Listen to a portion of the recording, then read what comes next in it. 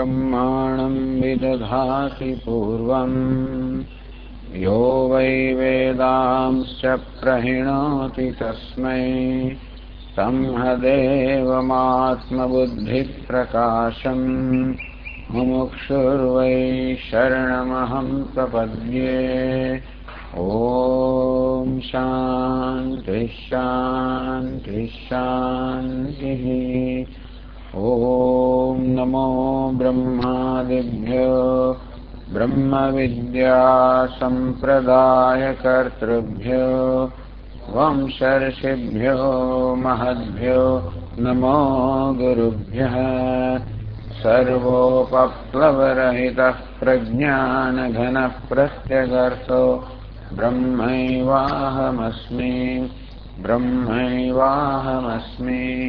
ॐ नारायणं पद्मभवं वसिष्ठं शक्तिं च तत्पुत्रपराशरं च व्यासं शुकं गौडपदं महान्तं गोविन्दयोगीन्द्रमथास्य शिष्यं श्रीशङ्कराचार्यमथास्य पद्मपादं च हस्तामलकं च शिष्यं तन्तोटकं वार्तिककारमन्यान् अस्मद्गुरून् सन्ततमानतोऽस्मि।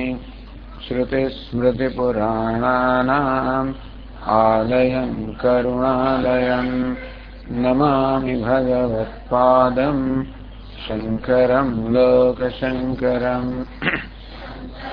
शङ्कराचार्यं केशवं बादरायणं सूत्रभाष्यकृतौ वन्दे भगवन्तौ पुनः पुनः।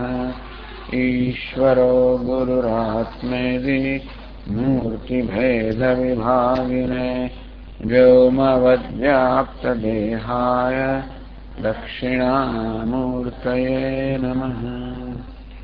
ॐ पार्थाय प्रतिबोधितां भगवता नारायणेन स्वयं व्यासेन ग्रथितां पुराणमुनिना मध्ये महाभारतम् अद्वैतामृतवर्षिणीं भगवतीम् अष्टादशाध्यायिनीम् अम्ब त्वामनुसन्दधामि भगवद्गीते भवद्वेषिणी। यं ब्रह्मा वरुणेन्द्ररुद्रमरुतः स्तुन्वन्ति देव्यैस्तवैः वेदैः साङ्गपदक्रमोपनिषदैः गायन्ति यं सामगाः। ध्यानावस्थिततद्गतेन मनसा पश्यन्ति यं योगिनः यस्यान्तन्न विदुःसुरासुरगणाः देवाय तस्मै नमः।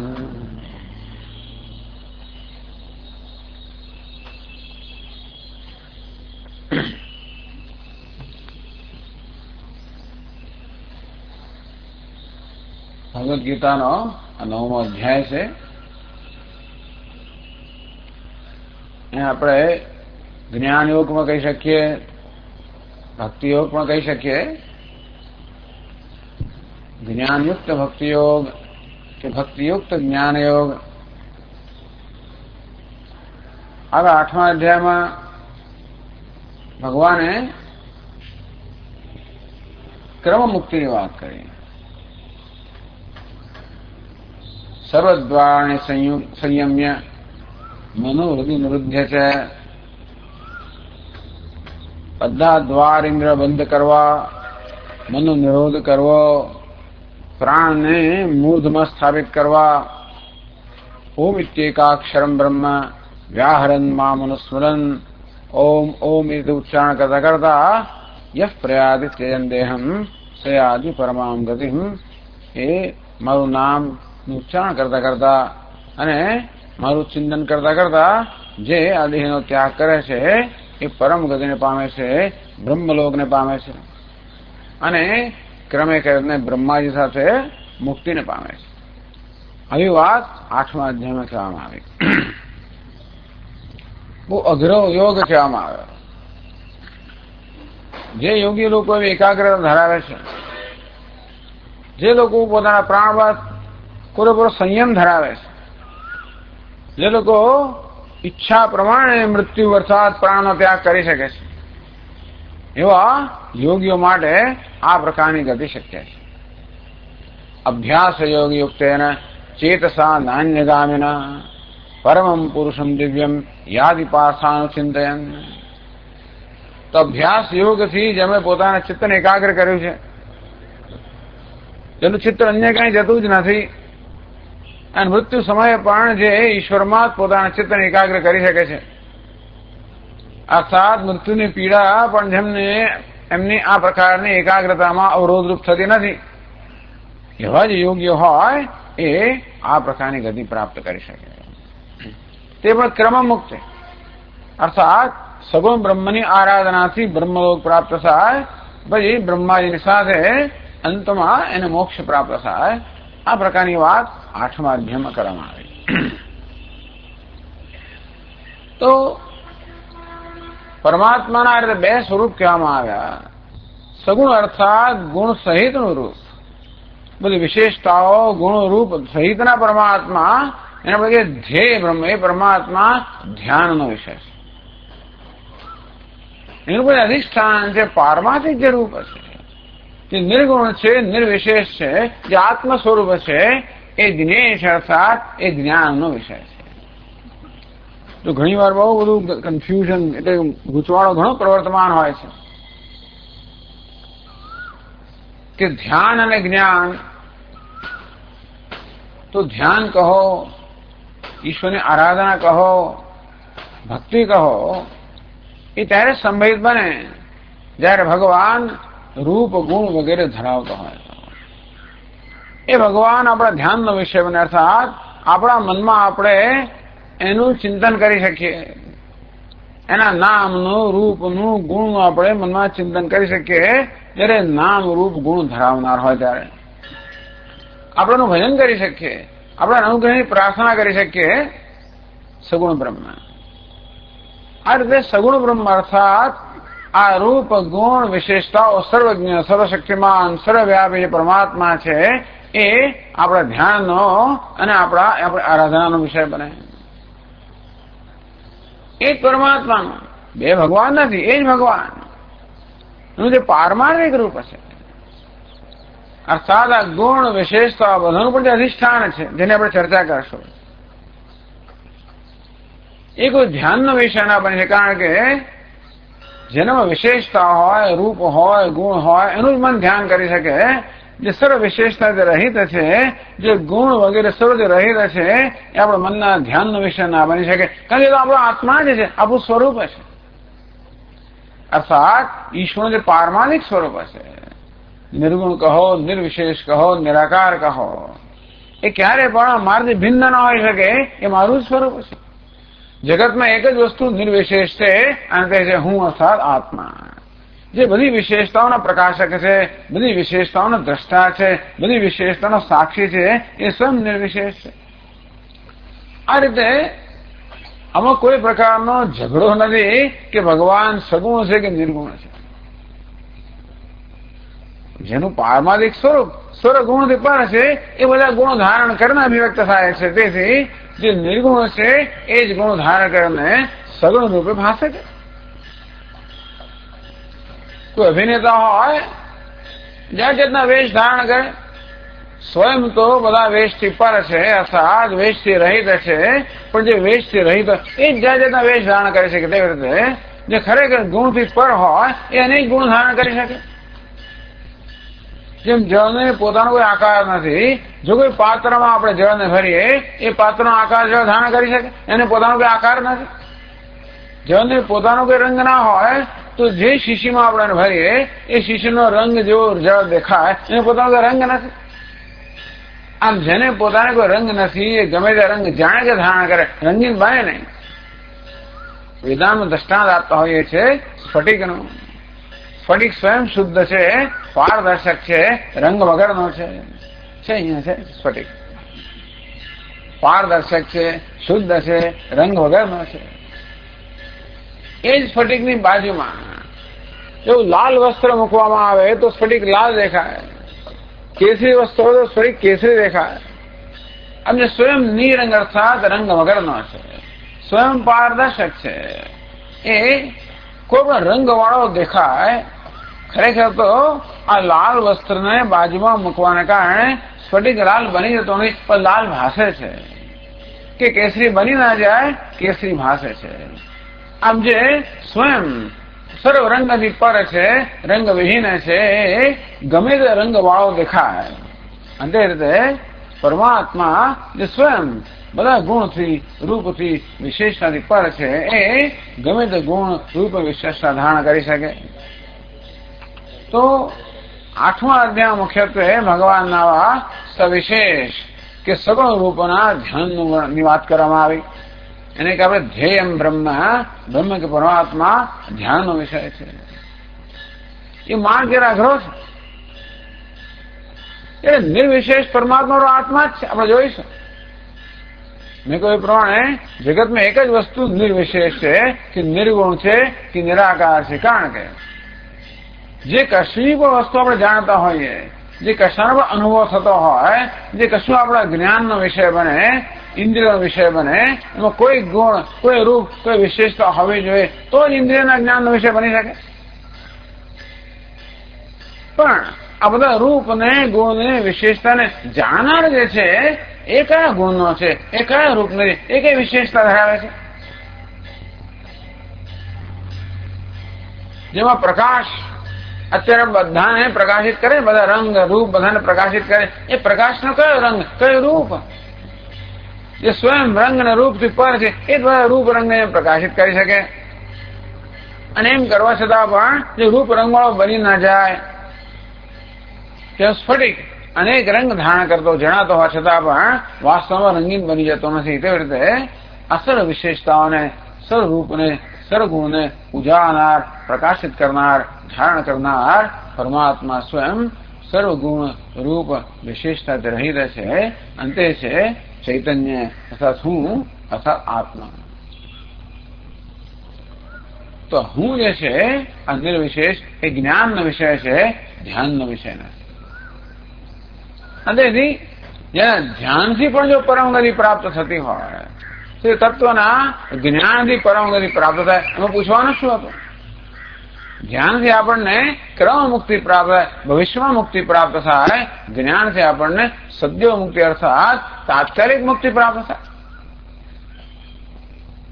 આવું હોવાને કારણે 8મા અધ્યાયમાં આ ધ્યેય બ્રહ્મનું નિરૂપણ કર્યા પછી ભગવાનને પોતાને જ લાગે છે કે અર્જુન સમક્ષ આપણે જ્ઞેય બ્રહ્મનું અર્થાત બ્રહ્મ જે જાણવાનું છે, જે આત્મ સ્વરૂપ છે, એનું નિરૂપણ કરવું જોઈએ. કારણ કે એના જ્ઞાનથી મનુષ્ય અહીં જ આ લોકમાં જ મુક્તિ પ્રાપ્ત કરે.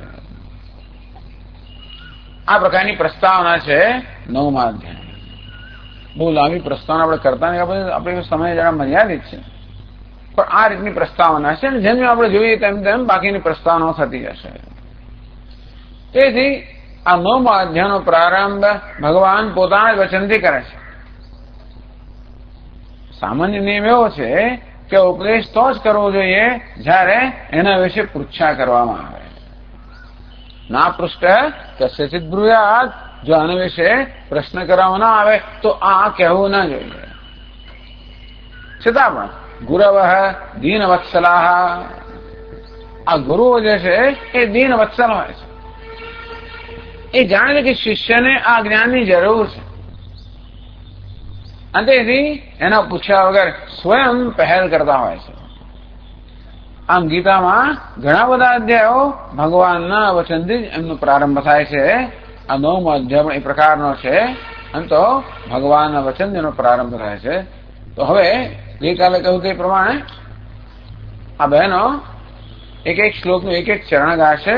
તમે બધા દોહરાવજો. તો ચાલો પહેલા શ્લોકથી પ્રારંભ કરીએ.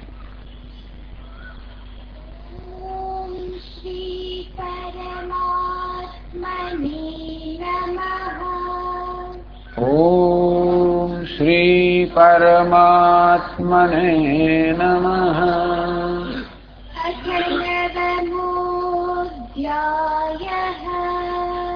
અથ નવમોऽધ્યાયः.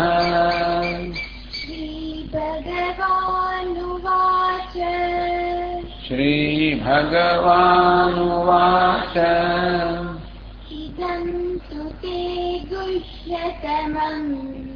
इदं तु ते गुह्यतमम् प्रवक्ष्याम्यनसूयवे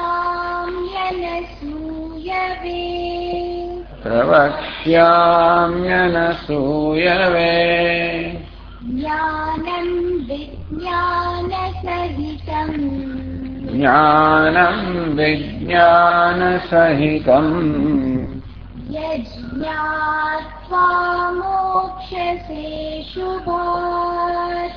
यज्ञात्वा मोक्ष्यसे शुभात्. શ્રી ભગવાન વાચ, સ્વયં ભગવાનનું વચન છે. તો જે જ્ઞાનનું પોતે પ્રતિપાદન કરવા ઈચ્છે છે એનું સીધું નિરૂપણ કરતા પહેલા ભગવાન સ્વયં આ જ્ઞાનની સ્તુતિ કરે છે, પ્રશંસા કરે છે. આ પણ એક શૈલી છે કે શ્રોતામાં આપણે પહેલા ઉત્સાહ જગાવીએ, રુચિ ઉત્પન્ન કરીએ. આપણે જે કહેવા માંગીએ છીએ, જે પહોંચાડવા માંગીએ છીએ, એમાં શ્રોતામાં પહેલા રુચિ ઉત્પન્ન થવી જોઈએ, એનામાં રસ ઉત્પન્ન થવો જોઈએ. એવું ત્યારે બને જ્યારે એને લાગે કે આ વસ્તુ મારા માટે મહત્વની છે, ખૂબ જ મહત્વની છે, ખૂબ મૂલ્યવાન છે. આપણને જે આપવામાં આવી રહ્યું છે એનું મૂલ્ય ન જાણતા હોઈએ તો એની કિંમત નથી હોતી, અને તો પછી એ આપણને અસર કરતું નથી, સ્પર્શ કરતું નથી. કારણ કે આપણે પૂરેપૂરું આપણું ધ્યાન કે પૂરેપૂરો પ્રાણ કે આત્મા એમાં રેડતા નથી હોતા. અને જ્યાં સુધી આપણે એકાગ્ર ચિત્તથી આનું શ્રવણ ન કરીએ, પ્રેમથી શ્રવણ કરીએ, આદર ભાવથી શ્રવણ કરીએ, એકાગ્રતાથી શ્રવણ કરીએ, શ્રદ્ધાથી શ્રવણ કરીએ. શ્રદ્ધા એટલે કે આ જ્ઞાન વાસ્તવમાં મારું કલ્યાણ કરનારું છે. આ જ્ઞાન અત્યંત મૂલ્યવાન છે અને એ પ્રાપ્ત કર્યા પછી મને કંઈ પ્રાપ્ત કરવાનું નથી, રહેતું નથી, એ પ્રકારની જયારે શ્રદ્ધા હોય. એટલું જ નહીં, પરંતુ આનું શ્રવણ કરવાથી જ્ઞાન પ્રાપ્ત થાય છે. આત્માવારે દ્રષ્ટવ્ય શ્રુતવ્ય. યાજ્ઞવલ્ક્ય ઋષિ કહે મૈત્રેયને, કહે મૈત્રેય, આત્માનું દર્શન કરવું જોઈએ, અર્થાત એને અપરોક્ષતા જાણવું જોઈએ. ભગવાન આત્માનું જ્ઞાન કેમ પ્રાપ્ત કરવું, દર્શન કેમ પ્રાપ્ત કરવું? શ્રોતવ્ય, એનું શ્રવણ કરવું જોઈએ. આમ આ પ્રકારની સમજથી આપણે શ્રવણ કરીએ કે આ શાસ્ત્રનું શ્રવણ એવું છે જે જ્ઞાન ઉત્પન્ન કરનારું છે. અર્થાત શ્રવણ એ જ્ઞાનનું મુખ્ય સાધન છે. એવું નહીં કે અત્યારે સાંભળી લઈએ અને પછી બીજું કંઈ કરીશું ત્યારે જ્ઞાન થશે, એવું નહીં. પરંતુ આ સાંભળતા જ આપણે જયારે વક્તા હોય, ગુરુ હોય, એની સાથે આપણે ચિત્ત આપણે એકાગ્ર થયું હોય, તન્મયતા પ્રાપ્ત થઈ હોય, એમની પ્રત્યે શ્રદ્ધા, ભક્તિ, આદર આપણામાં હોય.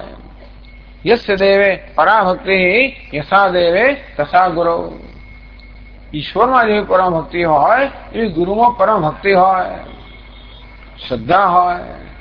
શાસ્ત્રસ્ય ગુરુ વાક્યસ્ય સત્ય બુદ્ધ્યાવધારણા, કે શાસ્ત્રના વાક્યો, આ ગુરુના વાક્યો સત્ય છે. આ પ્રકારની મનમાં શ્રદ્ધા હોય. ગઈકાલે કહ્યું સામે શ્રદ્ધા ભક્તિ ધ્યાન યોગાદવેહી, કહેલી ઉપનિષદ કે શ્રદ્ધા ભક્તિ અને ધ્યાનથી આ પ્રાપ્ત કરો. તો આ પ્રકારની મનસ્થિતિ હોય ને શ્રદ્ધા છે, ભક્તિ છે, ધ્યાન છે. એવું ક્યારે બને? આપણે ભક્તિ કોને માટે હોય? જે વસ્તુ આપણે માટે અત્યંત મહત્વની હોય. આપણે કશી વસ્તુમાં ધ્યાન ક્યારે રાખીએ? જ્યારે એ આપણે મહત્વનું હોય, મૂલ્યવાન હોય. અને તેથી અર્જુન આ પ્રકારે શ્રદ્ધા ભક્તિ અને ધ્યાનથી શ્રવણ કરે એ ત્યારે થાય જયારે અર્જુનને આમાં રુચિ હોય, રસ હોય, એના માટે ઉત્સાહ હોય, એનું મૂલ્ય સમજતો હોય. અને તેથી એ પ્રકારની સ્થિતિ અર્જુનના મનમાં ઉત્પન્ન કરવા માટે ભગવાન સ્વયં આ જ્ઞાનની સ્તુતિ કરે છે. ઇદં તો તે ગુહ્યતમં પ્રવક્ષ્યામિ અનસૂયવે. હે અર્જુન, તે અનસૂયવે ઇદં પ્રવક્ષ્યામિ, હું તને અનસૂયું, અનસૂય અર્થાત જે અસૂયાથી રહિત છે એવા તને પ્રવક્ષ્યામિ પ્રકર્ષેણ વક્ષ્યામિ, આ જ્ઞાન હું તને સારી રીતે નિરૂપણ કરીશ.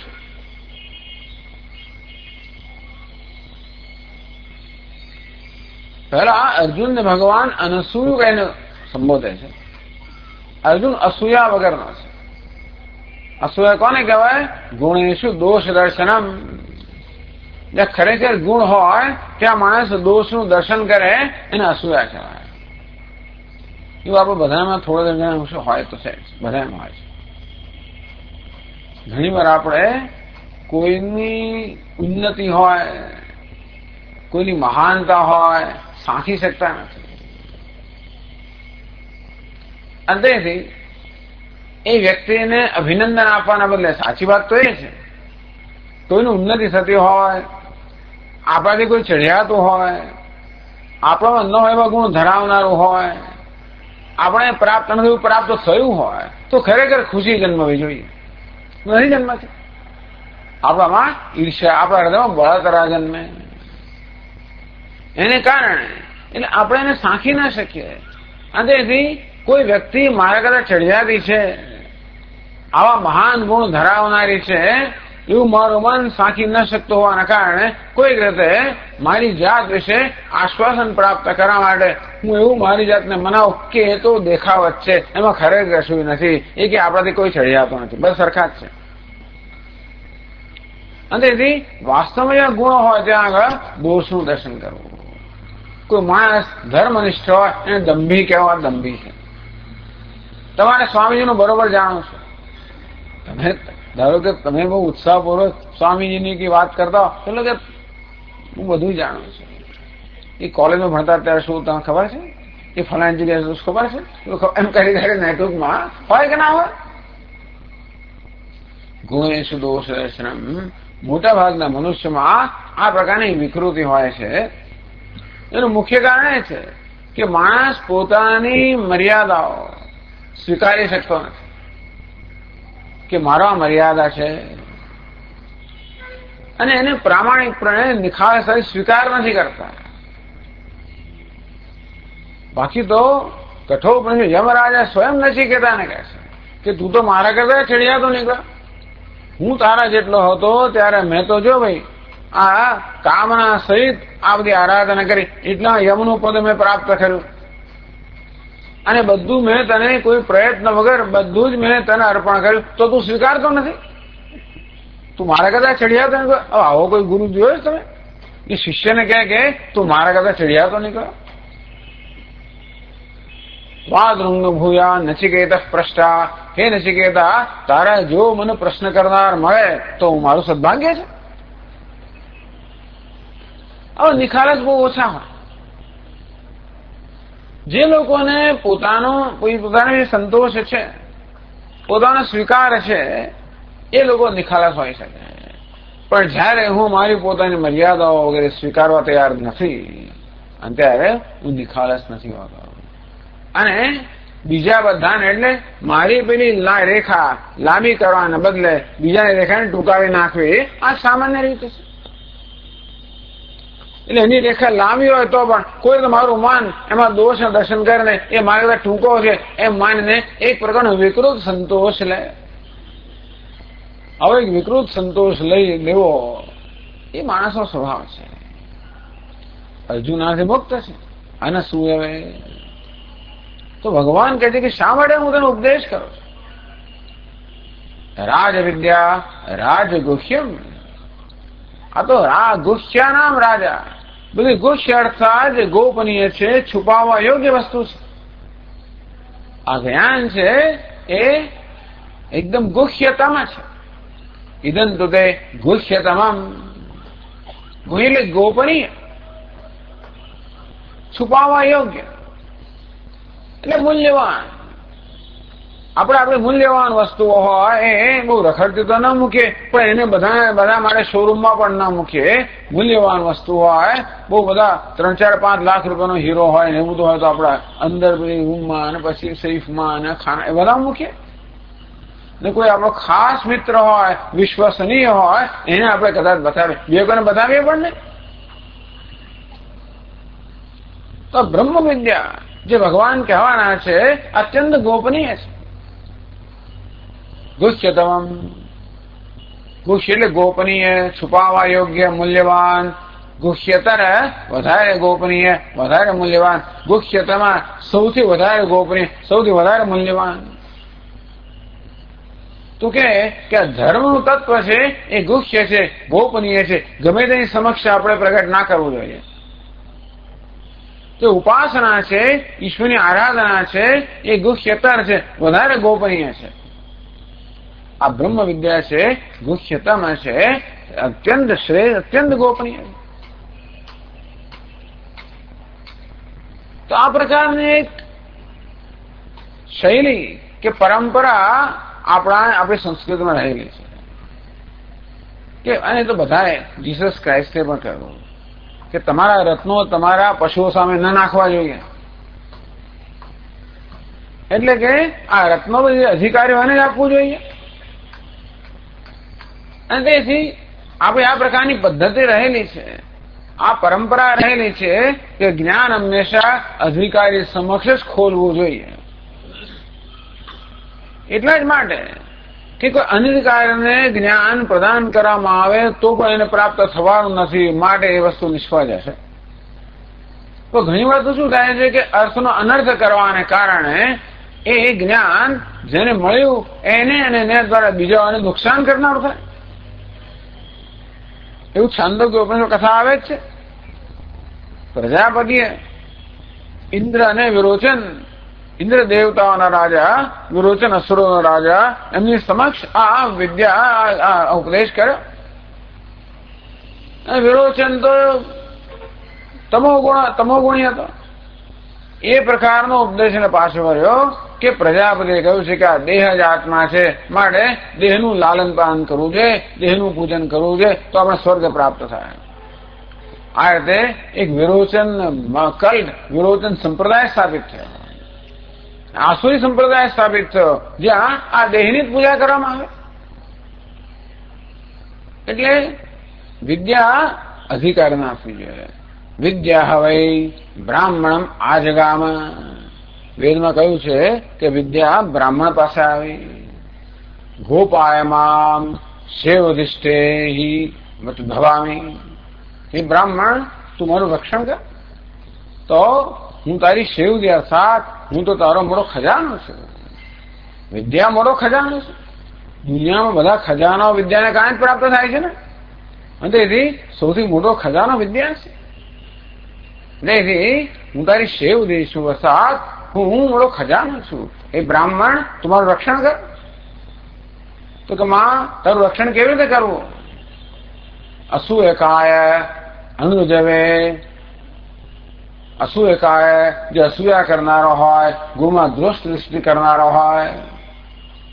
અનુજવે જે કુટિલ બુદ્ધિનો હોય, જે શઠ બુદ્ધિનો હોય.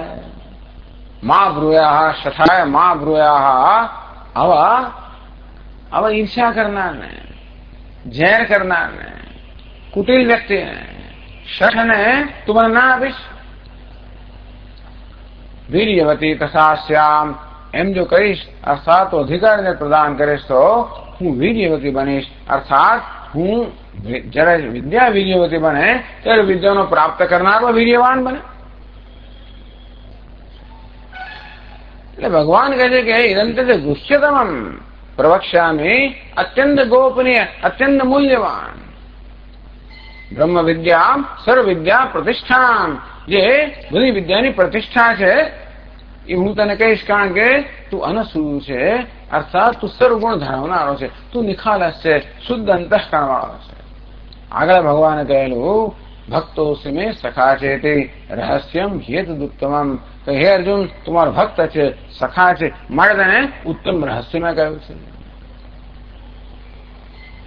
જ્ઞાનમ વિજ્ઞાન સહિતમ યજ્ઞાત્વા મોક્ષસે અશુભાત.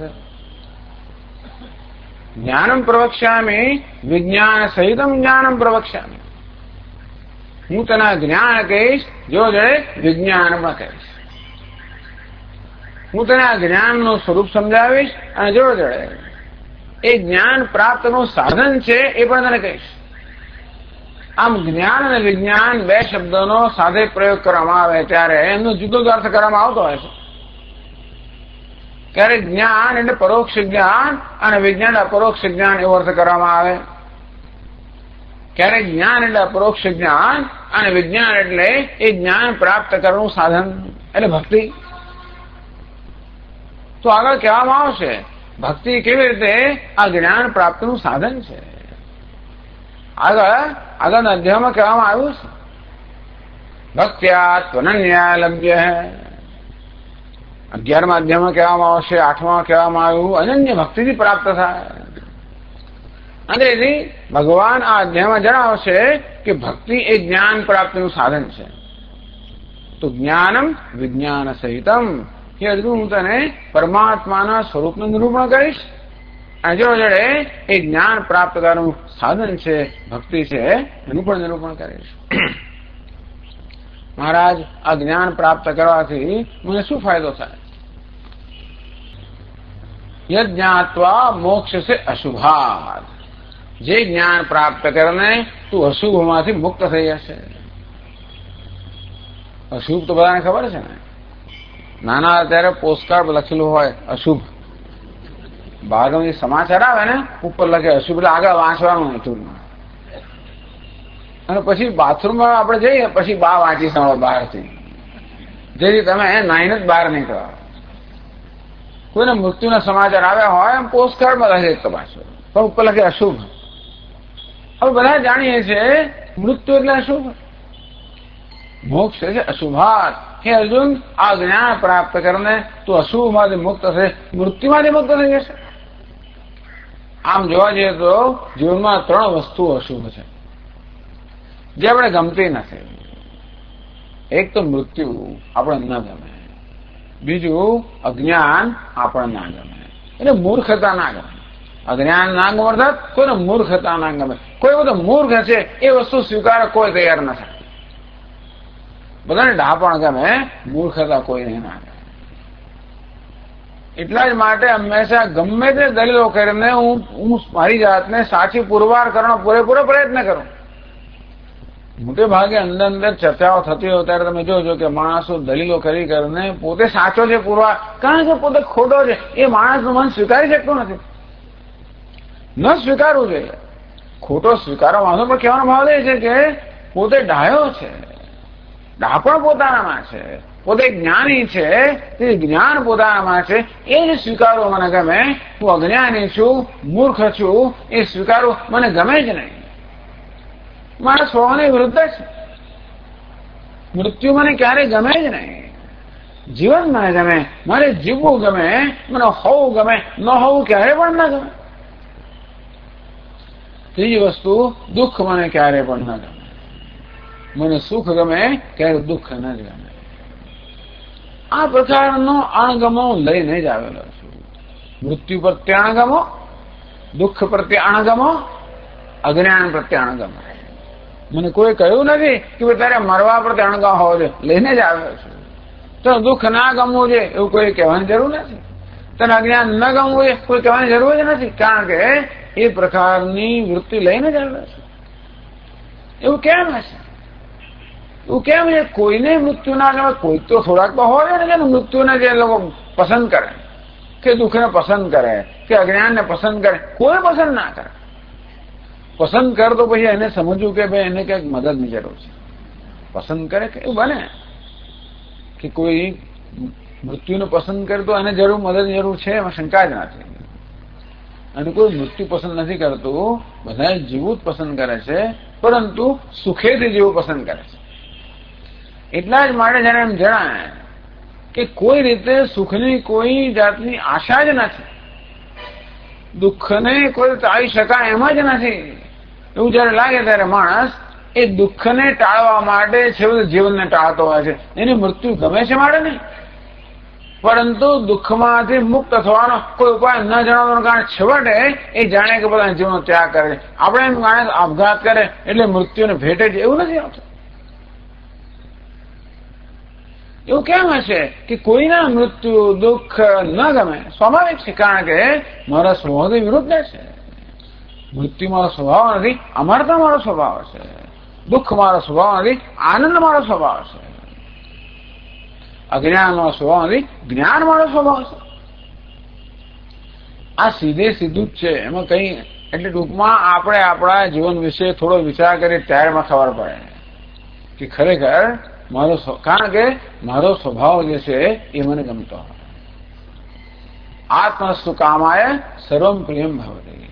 આમ શાસ્ત્રમાં ચર્ચા કરવામાં આવી કે પ્રત્યેક મનુષ્યને, પ્રાણી માત્રને આત્મા માટે સ્વાભાવિક પ્રેમ હોય છે.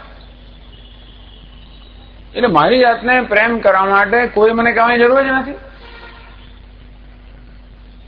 આ બહુ સ્પષ્ટ જણાવવામાં આવ્યું કે બીજા કોઈનો પ્રેમ કરતો હોવ તો એટલા જ માટે કે એ વ્યક્તિ હોય કે વસ્તુ હોય એ મને ઉપયોગી હોય એટલે એ મારા પ્રેમનો વિષય બને, કારણ કે એ દ્વારા છેવટે મારી જાતને પ્રેમ કરવાની અનુકૂળતા થતી હોય છે. ટૂંકમાં તમે મને પ્રેમ કરવામાં અનુકૂળ રહો, તમારી હાજરીમાં મને સલામતીનો અનુભવ થાય, તમારી હાજરીમાં મને સ્વસ્થતાનો અનુભવ થાય, તમારી હાજરીમાં મને સ્વીકારનો અનુભવ થાય તો તમે મને ગમો. તો તમારી હાજરીમાં હું અસ્વસ્થ બની જાઉં, મને ભય ઉત્પન્ન થાય, અસલામતીની ભાવના જન્મે, તો એ અસલામત હું કે ભયભીત હું મને ગમતો નથી, અને તમે મારા ભય જન્માવો તો તમે પણ મને ના ગમો. આ રીતે સ્પષ્ટ કહેવામાં આવ્યું કે દુનિયામાં જે કોઈ વસ્તુ આપણને ગમે છે એટલા માટે કે આત્મા મારી જાત જ મને પ્રિય છે. આપણે સ્વાર્થી જ જન્મ્યા છે અને એવું જ, પણ એટલે સ્વાર્થનો વાંધો નથી, પણ આપણો સ્વાર્થ કેમ સાધવો એ વિવેક હોય તો વાંધો નથી. આપણા આત્મા માટે સ્વાભાવિક પ્રેમ છે, આપણા દેહને આત્મા માનીએ માટે દેહ માટે પ્રેમ થયો, અહંકારને આત્મા માનીએ માટે અહંકાર માટે પ્રેમ થયો. એટલા અહંકારને અનુકૂળ વસ્તુ માટે પ્રેમ થાય. હું જયારે જાણું તો મારું વાસ્તવિક સ્વરૂપ સચ્ચિદાનંદ છે, એટલે જેને માટે આપણે સ્વાભાવિક પ્રેમ સચ્ચિદાનંદ છે. આમ સત એટલે હંમેશા હોવું, ચિત્ત અર્થાત હંમેશા ભાસવું, અને આનંદ એટલે પૂર્ણ હોવું, અનંત હોવું. આમ હોવા માટે, ભાસવા માટે, પૂર્ણતા માટે, અનંતતા માટે મને સ્વાભાવિક પ્રેમ છે. આ જીવનની આપણી બધી પ્રવૃત્તિઓની પ્રાપ્તિ માટે જ છે. દુઃખને ટાળવું, મૃત્યુને ટાળવું, અજ્ઞાનને ટાળવું, આ સાત સુખને પ્રાપ્ત કરવું, અનંત અમરતાને પ્રાપ્ત કરવી, જ્ઞાનને પ્રાપ્ત કરવું, આ પ્રકારનો સદા આપણો પ્રયત્ન છે. જન્મો જન્મથી એ વસ્તુની પ્રાપ્તિ માટે જ વલખા મારી રહ્યો છે. ભગવાન શું કહે? યજ્ઞાત્વા મોક્ષસે અશુભાત. હે અર્જુન, જે જ્ઞાન પ્રાપ્ત કરીને તું અશુભમાંથી મુક્ત થઈશ. જ્ઞાન પ્રાપ્ત કરીને અશુભમાંથી, મૃત્યુમાંથી, દુઃખમાંથી, અજ્ઞાનમાંથી મુક્ત થઈશ. જે જાણીને દુઃખમાંથી મુક્ત થઈશ. તમે આ સાંભળવા જેવું છે કે વિચારવા જેવું છે? જે જાણવાને કારણે તું દુઃખમાંથી મુક્ત થઈશ. એનો શું અર્થ થયો? જાણવા માત્રથી દુઃખ જતું રહે. એનો અર્થ શું થયો? કે ન જાણતા હોવાને કારણે દુઃખ છે, ન જાણતા હોવાને કારણે દુઃખ છે, માટે જાણવાથી દુઃખ જાય. નથી કેવું જવાનું હતું? યજ્ઞાત્વા, જે જાણીને અશુભાત મોક્ષ છે, તું અશુભથી, દુઃખથી, મૃત્યુથી, અજ્ઞાનથી હંમેશ માટે મુક્ત થઈ જશે. કારણ કે હે અર્જુન, તું જાણશે કે વાસ્તવમાં તું જે ઈચ્છી રહ્યો છે, તું જે પ્રાપ્ત કરવા ઈચ્છે છે, તું જે બનવા ઈચ્છે તે તું જ છે. તું જ જ્ઞાન સ્વરૂપ છે, તું જ આનંદ સ્વરૂપ છે, તું જ સત સ્વરૂપ છે, અમરતા તારો સ્વરૂપ છે. એ પ્રકારે જયારે તું જાણશે ત્યાર પછી હું દુઃખી છું, અજ્ઞાની છું, મર્ત છું, આ પ્રકારની બધી ગ્રંથિઓથી હંમેશા મુક્ત થઈ જશે. વિદ્યતે હૃદય ગ્રંથિ તસ્મિન દૃષ્ટિ પરાવરે. જેને અવર માનવામાં આવે છે, જેને જીવાત્મા આવે એ પર છે, અર્થાત પરમાત્મા છે, એ પ્રકારનું જ્ઞાન જયારે થાય ત્યારે આ બધી ગ્રંથિઓ, આ બધા કોમ્પ્લેક્સ, આ બધા ભ્રમ, આ બધા છેદાઈ જશે અને દ્વારા વાસ્તવિક સ્વરૂપમાં પ્રતિષ્ઠિત થશે. એ ટૂંકમાં દુઃખને કે દૂર કરવાની કોઈ જરૂર નહીં, કારણ કે દુઃખ છે જ નહીં. આત્મા દુઃખ હોત અને દૂર કરવાનું હોત, આત્મા મૃત્યુ હોત, દૂર કરવાનું હોત, તો એ જ્ઞાન જ ના થાય. તો એના માટે કંઈ કરવું પડે. સાચી વાત તો એ છે કે ખરેખર જો મૃત્યુ આત્માનો સ્વભાવ હોત ને, તો આપણે મૃત્યુ માટે દ્વેષ હોત જ નહીં. પોતાના સ્વભાવ માટે કોઈ દ્વેષ હોય. અગ્નિને ગરમી માટે દ્વેષ ના હોય, આપણને હોય. જળને અગ્નિ માટે ગરમી માટે દ્વેષ હોય, જળને ઠંડી માટે દ્વેષ ના હોય, અગ્નિને ગરમી માટે દ્વેષ કયાનો સ્વભાવ છે. મને મૃત્યુ માટે દ્વેષ એ બતાવે છે કે અમારો સ્વભાવ નથી. આ જ વસ્તુ આપણું ઉપનિષદ કહે છે, તત્વમસી, તું બ્રહ્મ છે, તું પૂર્ણ છે, આનંદ સ્વરૂપ છે. હે અર્જુન, આ પ્રકારે તારી જાતને, તારા સ્વરૂપને યથાર્થ જાણવાથી બધા અશુભથી મુક્ત થશે, અર્થાત તું મોક્ષ પ્રાપ્ત કરશે. ક્યારે? અહીં પ્રાપ્ત કરશે. વળી બીજા શ્લોકમાં ભગવાન આ જ્ઞાનની પ્રશંસા ચાલુ રાખે છે. બીજા શ્લોકમાં કહે છે, જરા મોટેથી પૂછ્યું,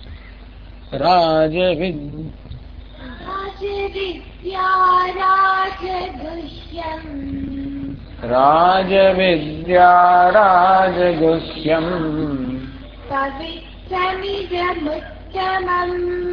પવિત્રમિદમુત્તમમ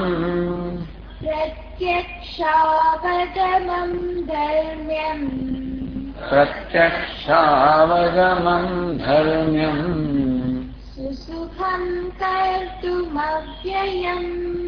સુસુખં કર્તુમવ્યયમ. રાજવિદ્યા, વિદ્યાનામ રાજા. હે અર્જુન, આ બધી વિદ્યાઓની રાજા છે. રાજ તે જે પ્રકાશમાન હોય, દેદીપ્યમાન હોય એને રાજા કહેવાય. બધી વિદ્યાઓમાં દેદીપ્યમાન છે, પ્રકાશમાન છે.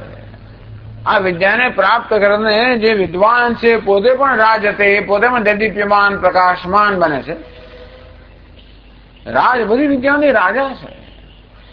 અન્યત્ર કહેવામાં આવ્યું, સર્વ વિદ્યા પ્રતિષ્ઠા, બધી વિદ્યાની પ્રતિષ્ઠા છે. ભગવાને 7મા અધ્યાયમાં કહ્યું, યે જ્ઞાત્વા નેહ ભૂયોન્યત જ્ઞાતવ્યમ અવશિષ્યતે. હે અર્જુન, જે જાણ્યા પછી કશું જાણવાનું રહેતું નથી. એવું જ્ઞાન છે જે પ્રાપ્ત કર્યા પછી કશું જાણવાનું રહેતું નથી. જો આપણા શાસ્ત્રમાં 2 પ્રકારના જ્ઞાન કહ્યા છે, એક અપરાવિદ્યા અને બીજી પરાવિદ્યા. એક પદાર્થલક્ષી જ્ઞાન, ટૂંકમાં એક જગતના વિષયોનું જ્ઞાન, એક સંસારનું જ્ઞાન. આ ભૌતિક શાસ્ત્ર, રસાયણ શાસ્ત્ર, આ બધા જે શાસ્ત્રો છે બધા પદાર્થલક્ષી જ્ઞાન છે. એ જ્ઞાનના વિષયો આત્મા સિવાયના અન્ય બધા વિષયો છે, જગતનો વિષય છે. તો એ જ્ઞાનની ખાસિયત એ છે કે જેમ તેમ જાણતા જઈએ તેમ તેમ આપણે શું નથી જાણતા એ જ વધારે થતું જાય. ભરતોહરીજી કહે છે કે જયારે મને કશું જ્ઞાન નહોતું ત્યારે મને એમ હું સર્વજ્ઞ બધું જાણું છું. હવે જયારે કઈ જ્ઞાન થયું ત્યારે ખબર પડે કે હું કેટલું ઓછું જાણું છું. એટલા જ માટે વિદ્વાનો હંમેશા નમ્ર હોય. વિદ્વાનો અર્થાત જે જાણનારો એ નમ્ર જાણે છે કે પોતે કેટલું નથી જાણતા.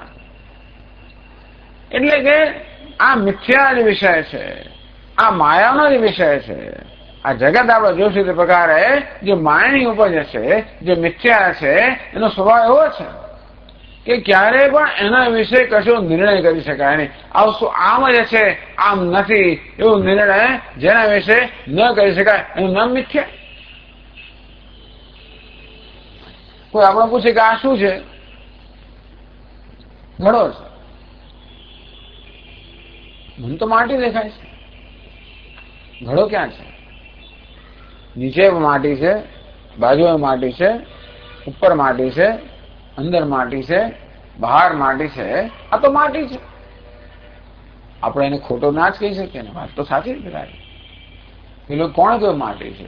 મને તો આમાં પૃથ્વી જ દેખાય છે. બીજા કે ના ના, મને તો આમાં અણુ જ દેખાય છે. પેલું કે આ તો પરમાણુ છે, એવું કયા બીજાણુ છે. ટૂંકમાં એ તો એને માણસ કે છે. માખી આને મળે શું કહે છે ભગવાન જાણે, અને કીડી શું કહે છે એ તો એ જ જાણે. દરેકને આનું કે દ્રષ્ટિબિંદુ હશે જ ને. કીડીને કેવું દેખાતું હશે? આપણું શરીર પેલા ગીધને કેવું જણાતું હશે? ઉપર ફર્યા કરતો, ચક્કર મારતો હોય, એને એમ ક્યારે પડે અને ક્યારે મારો ખોરાક થાય, એને એવું લાગતું. આમ દરેક વસ્તુ જુદા જુદા દ્રષ્ટિબિંદુ જુદી દેખાય. અમારા સ્વામી મહારાજ એકવાર કે વિદેશમાં કે વોશિંગ્ટન ડીસીમાં કોઈ જગ્યાએ એમને કોઈ એક્ઝિબિશન પ્રદર્શન જોવા લઈ ગયા. ચિત્રોનું પ્રદર્શન હતું. મોડર્ન આર્ટ, આધુનિક કાળ એવું ચિત્ર પ્રદર્શન જોવા લઈ ગયા. અને એ ચિત્રકાર સાથે હતો પાછો. અને સ્વામીને બતાવે. એક ચિત્રકાર ઉભા રહી ગયા. સ્વામી ઉભા રહી ગયા કે ખબર જ ને આપણે શું છે. આમ આપણે કઈ નથી ખબર પડે જલ્દી સ્વીકાર્ય તો નહીં, 5 મિનિટ સુધી આમ બધું જોયું, કઈ સમજ ના પડે. ચલો સ્વામી આ શું છે ભાઈ? સ્વામી ટેબલ છે.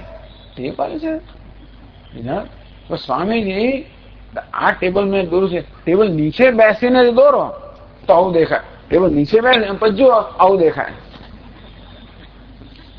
આ દ્રષ્ટિબિંદુ છે ને. આ એક વસ્તુને તમે સીધું જુઓ, ઉપરથી જુઓ, બાજુમાંથી જુઓ, નીચે જુદી દેખાય.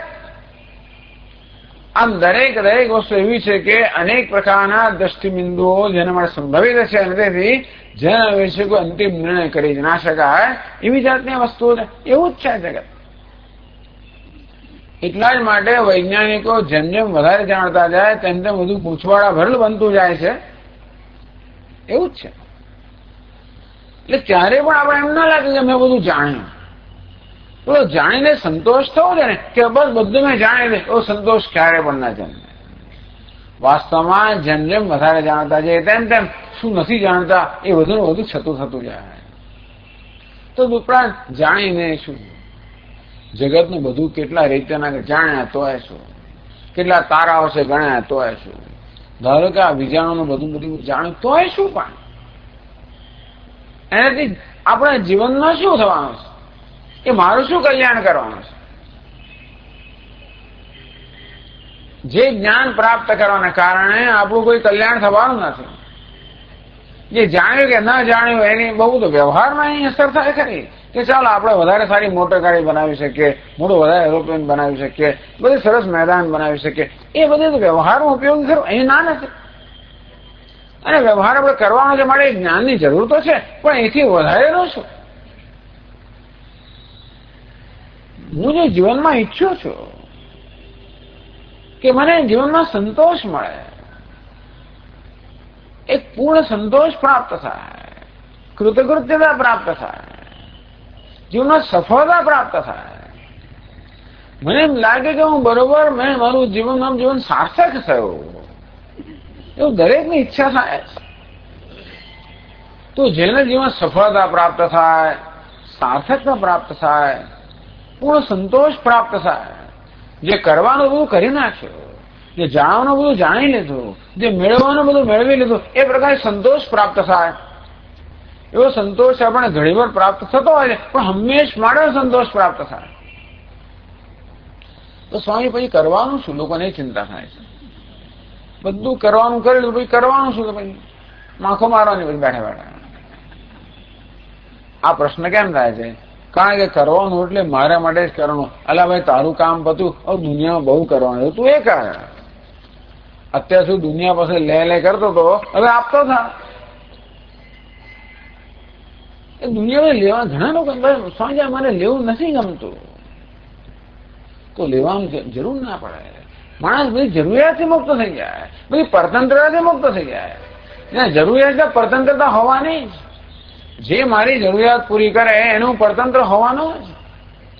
એ નથી ગમતું માણસ. એટલે માણસ બધી જરૂરિયાતથી મુક્ત થવા ઈચ્છે છે, પરતંત્રથી મુક્ત થવા ઈચ્છે છે, આ સહાયથી મુક્ત થવા ઈચ્છે છે.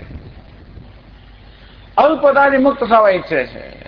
જયારે એને હું જોઉં કે ભાઈ હું અધૂરો છું, પૂર્ણ છું, અલ્પ છું, ત્યારે મને મારી જાત વિશે સંતોષ થતો નથી. આમ બધી અસહાયતામાંથી, પરતંત્રતામાંથી, પરાધીનતામાંથી, બધી ઉણપમાંથી મુક્ત થવા માંગુ છું.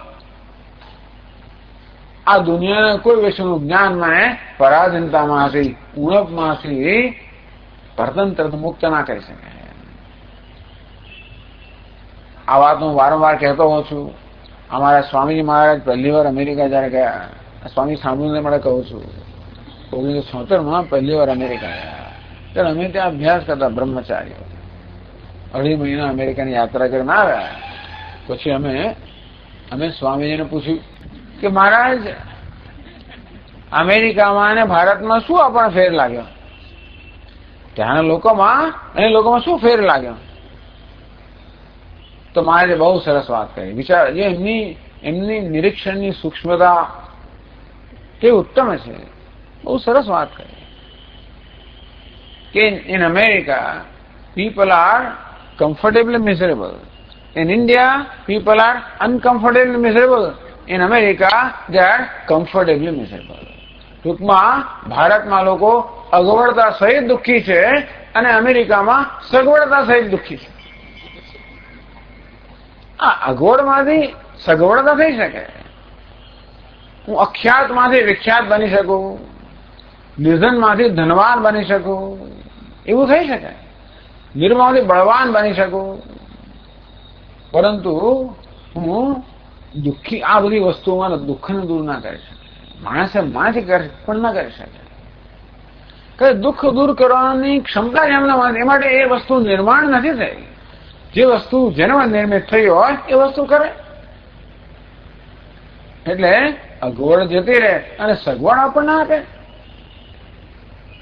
આપણે ખ્યાતનામ બનાવે, આપણે યશ પ્રદાન કરે, આ બધું થાય. પરંતુ આપણી અધૂરપમાં ગમે તેટલો માણસ મહાન હોય, એટલે ઉપનિષદમાં કહ્યું ને, ભીષાસ્માદ વાતઃ પવતે ભીષોદેતી સૂર્ય હૈ. આ પરમાત્માના ભયથી આ વાયુ વાય છે અને સૂર્ય ઉગે છે. એટલે શંકરાચાર્ય મહારાજ ત્યાં સમજાવે તો વાતાદય હૈ, આ વાયુ વગેરે દેવતાઓ સ્વયં ઈશ્વરા, સ્વયં કેટલા ઈશ્વર, એટલે કે એ પોતે જ મોટા શાસકો છે. કોઈના શક્તિશાળી છે, સ્વતંત્ર છે.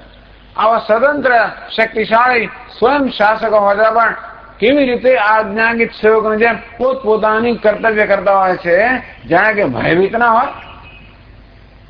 એટલે ગમે તેટલી માણસને શક્તિ પ્રાપ્ત થાય, અરે શરીરની શક્તિ કહો કે પેલી બધી પણ શક્તિઓ કહો, ટૂંકમાં આધ્યાત્મિક શક્તિઓ કહો, ગમે તેટલા બધી શક્તિઓ, પાવર પ્રાપ્ત થાય, ગમે તેટલી સત્તા પ્રાપ્ત થાય, પણ માણસ ક્યારે આ સલામતીમાંથી મુક્ત ના થાય, અલ્પતામાંથી મુક્ત ના થાય, ભયમાંથી મુક્ત ના થાય. આ બધી વસ્તુઓમાં ભયમાંથી, અલ્પતામાંથી આ સલામ મુક્ત કરવાની ક્ષમતા જ નથી. એના માટે એમનું નિર્માણ થયું નથી. માણસ ઈચ્છે કે હંમેશ મારે અસલામથી મુક્ત થવું, મારે નિર્ભય બનવું છે, મારે સ્વતંત્ર બનવું છે. માણસ એમ માને છે કે જેટલો હું વધારે લોકો દાબ કરું એટલે સ્વતંત્ર બનવું. એવું નથી હોતું. જેટલી વધારે ઈચ્છા પૂરી એટલો વધારે સંતોષ મળે, એવું નથી હોતું. વધારે ખ્યાતનામ બનવું એટલો વધારે વ્યાપક બનવું, એવું નથી હોતું. આ બધી વસ્તુમાં ખોટો નથી. નથી કે આ યશ કે કીર્તિ વગેરે ખોટા છે, નહીં, સારી વસ્તુ છે, એનો સદુપયોગ કરીએ તો. પરંતુ સ્વયં એ આપણને અલ્પતામાંથી, અપૂર્ણતામાંથી, અધૂરપમાંથી, અસંતોષમાંથી, ભયમાંથી, અસલામથી મુક્ત ના કરી શકે. ત્યારે કેમ મુક્ત થવાય? બસ આ જ્ઞાનથી કે વાસ્તવમાં નિર્ભયતા મારું સ્વરૂપ છે, પૂર્ણતા મારું સ્વરૂપ છે. જે પૂર્ણતાનું શોધી રહ્યું છે, શોધવાની વસ્તુ નથી. બસ 10માં છોકરાને આપણું જીવન છે. 10 ગણ્યા કરે, 1 2 3 4 5 6 7 8 9, પોતાને જ ગણતો નથી. આ કથા જલ્દી કહી દઈએ તમને. 10માં શોધ્યા કરે, બધા ચેમ્પિયન છે. એક પછી એક આગળ આવે, દરેક જણ જાણે. દરેક 1, 2, 3, 4, 5, 6, 7, 8, 9 બધા ક્યાં નવા છે, 10મો ખોવાઈ ગયો. આખો દિવસ શોધે, ક્યાં જવાનો? અંતેથી આ દુઃખ શેને કારણે છે? 10મો ખોવાઈ ગયો. અરે અરે શું થયું હશે એનું, ઘરે શું જવાબ આપીશું? બહુ દુઃખ કરે છે. એ દુઃખ ક્યારે જાય? જ્ઞાનથી. જે જ્ઞાત્વા મોક્ષ છે શુભાત ત્વમ દસમોસી, તું 10મો છું. આ જ્ઞાનથી 10મો પ્રાપ્ત થાય ને, જે વાસ્તવમાં પ્રાપ્ત છે, પણ અજ્ઞાનને કારણે અપ્રાપ્ત જણાય છે. એ તો અજ્ઞાનથી પ્રાપ્ત થાય. જીવનમાં 2 વસ્તુઓ છે, એક તો અપ્રાપ્ત અને બીજું પ્રાપ્ત. અપ્રાપ્ત વસ્તુ માટે કર્મ વિકર્મ અપ્રાપ્તની પ્રાપ્તિનું સાધન છે. આ જ્ઞાન છે પ્રાપ્તની પ્રાપ્તિનું સાધન છે. એ કેવી રીતે? જેમ 10મો છોકરો, જેમ મારા ચશ્મા. હવે તો પાછા અમારા સ્વામી લેવા તો આ બહુ શોખીન છે, એટલે સ્વામીની થોડી વાર્તાઓ કહું ને, કે રવિવારે સવારે એક માણસ પોતાના વાંચવાના ચશ્મા પહેરીને છાપું વાંચતો હતો.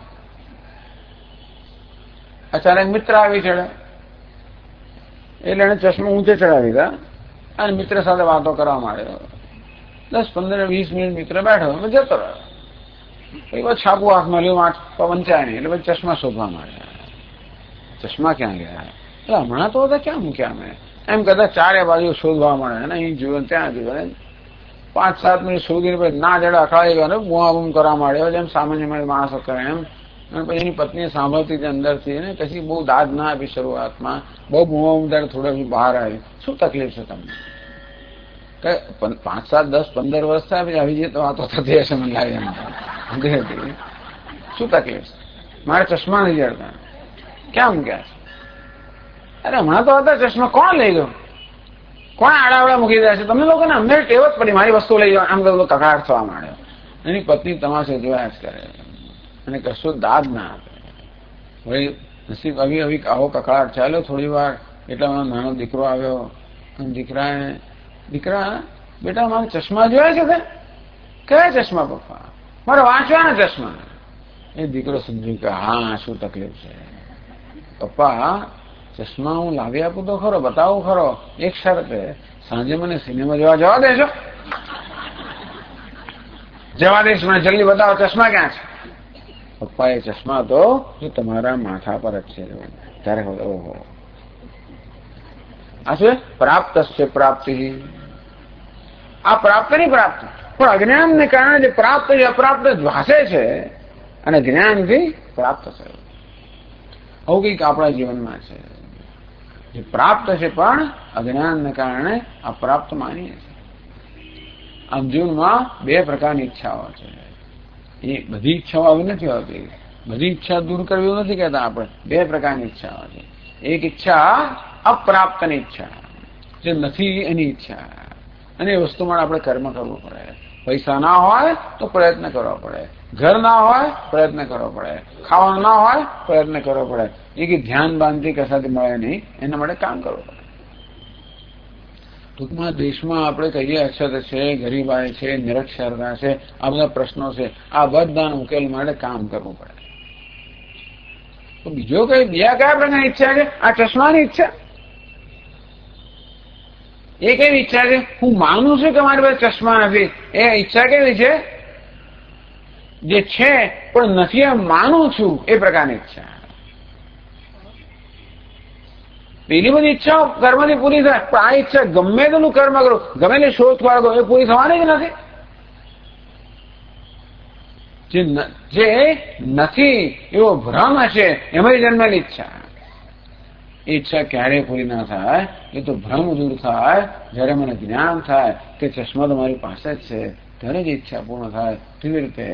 મારા દુઃખોથી મુક્ત થવું છે, અજ્ઞાનથી મુક્ત થવું છે, મૃત્યુમાંથી મુક્ત થવું છે, અસહાયતાથી મુક્ત થવું છે, ભયમાંથી મુક્ત થવું છે.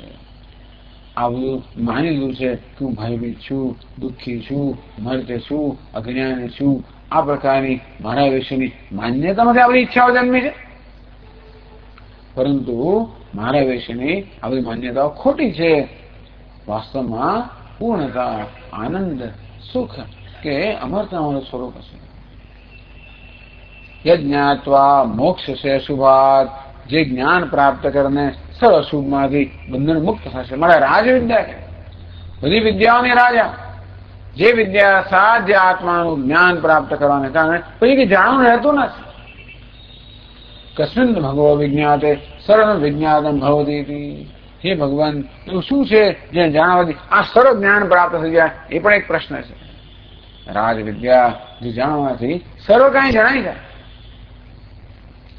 રાજગુહ્યમ કે ગુહ્યતમ, જે બધા એ ગોપનીયમાં પણ રાજા છે. આ જ્ઞાનની ભગવાન સ્તુતિ કરે છે. પવિત્રમ ઇદમ ઉત્તમમ પ્રત્યક્ષાવગમમ ધર્મ્યમ સુસુખમ કરતું અવ્યયમ.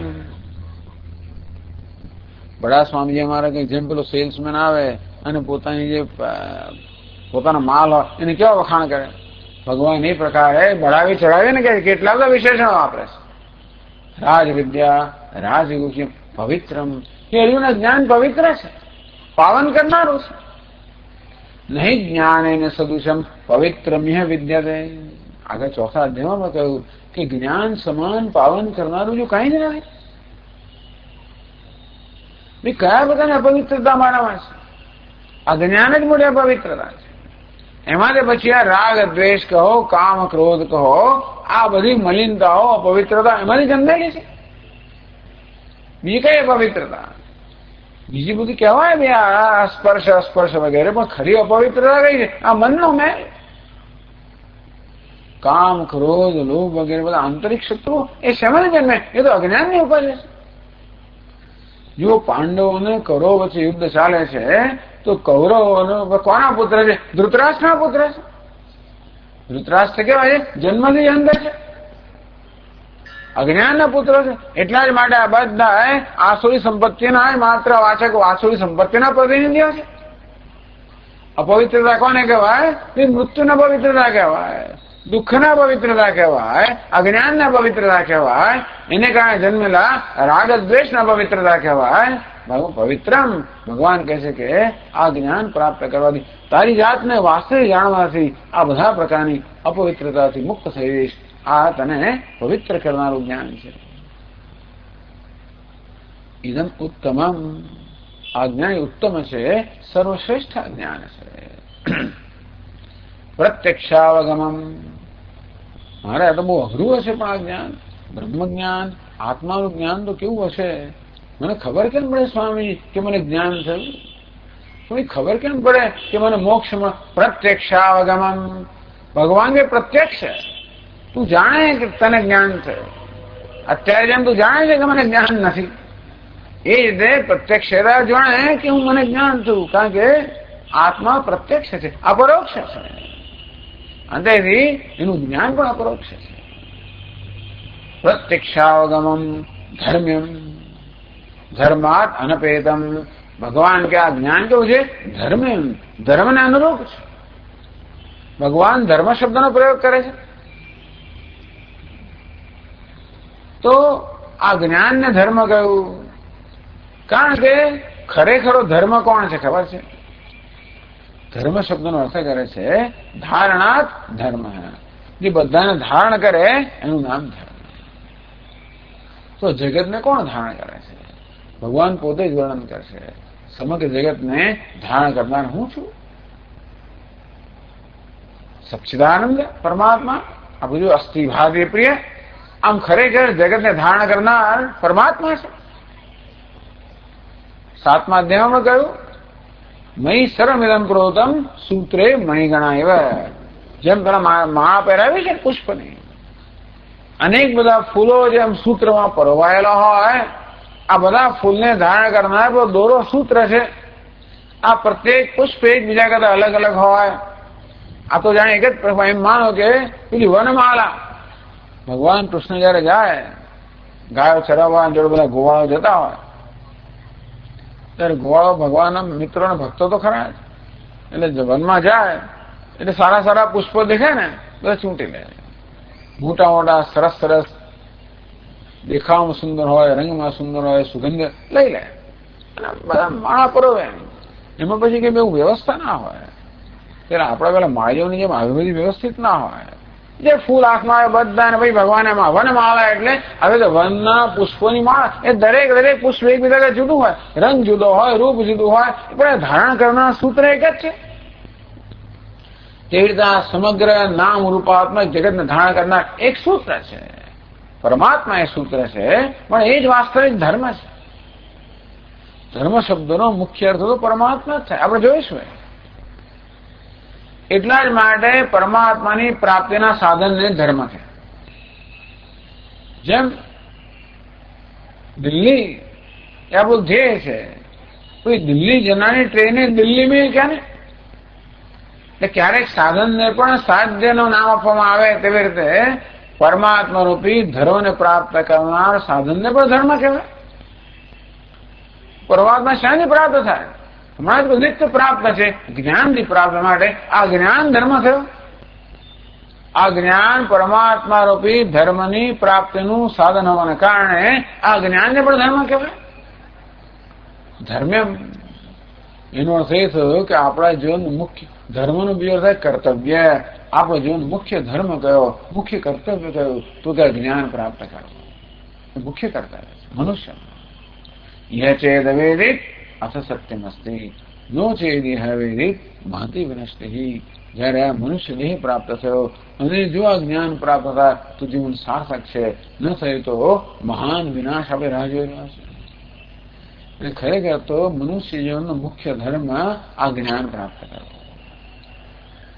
મારા જ્ઞાન પ્રાપ્ત ક્યારે થાય? શ્રવણ કરીએ, મનન કરીએ, નિધિધ્યાસન કરીએ. સ્વામીજી કેટલાય વર્ષોથી કરીએ છીએ.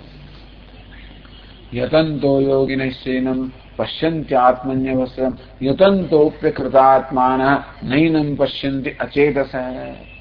ભગવાન 15મા અધ્યાયમાં કહે છે કે આ શાસ્ત્રનું શ્રવણ વગેરે કરવા છતાં પણ જ્ઞાન પ્રાપ્ત થતું નથી જો આપણું અંતઃકરણ શુદ્ધ ન હોય ત્યારે. અકૃતાત્માના અસંસ્કૃત આત્માના જેનું અંતઃકરણ સંસ્કૃત નથી, શુદ્ધ નથી, નિર્મળ નથી. હજી જેમનામાં દ્વેષ છે, રાગ છે, અસૂયા છે, હવે વેર છે, આ જાતના હજી જેના દુર્ગુણો તેના મનમાં છે.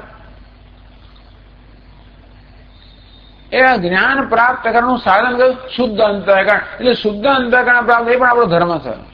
જો ધર્મ કેવી રીતે થયો આપણો? મુખ્ય ધર્મ કયો છે? પરમાત્મા. અને તેથી એને જ્ઞાન પ્રાપ્ત કર્યું, પરમાત્માનું જ્ઞાન એ આપણું જીવનનો ધર્મ કર્તવ્ય છે. એ જ્ઞાન ક્યારે પ્રાપ્ત થાય? શાસ્ત્રનું શ્રવણ કરીએ ત્યારે. પણ શ્રવણ ક્યારે આપણને ફલીભૂત થાય, સાર્થક થાય? જ્યારે અંતઃકરણ શુદ્ધ હોય ત્યારે. એટલે આપણા અંતઃકરણને શુદ્ધ બનાવવું એ પણ આપણું કર્તવ્ય છે. તો જીવનનો ખરો પુરુષાર્થ કયો? આ કર્મ શેના માટે કરવાનો ભગવાન કહે છે કે યોગિનઃ કર્મ કુર્વન્તિ સંયમ ત્યક્ત્વા આત્મશુદ્ધે.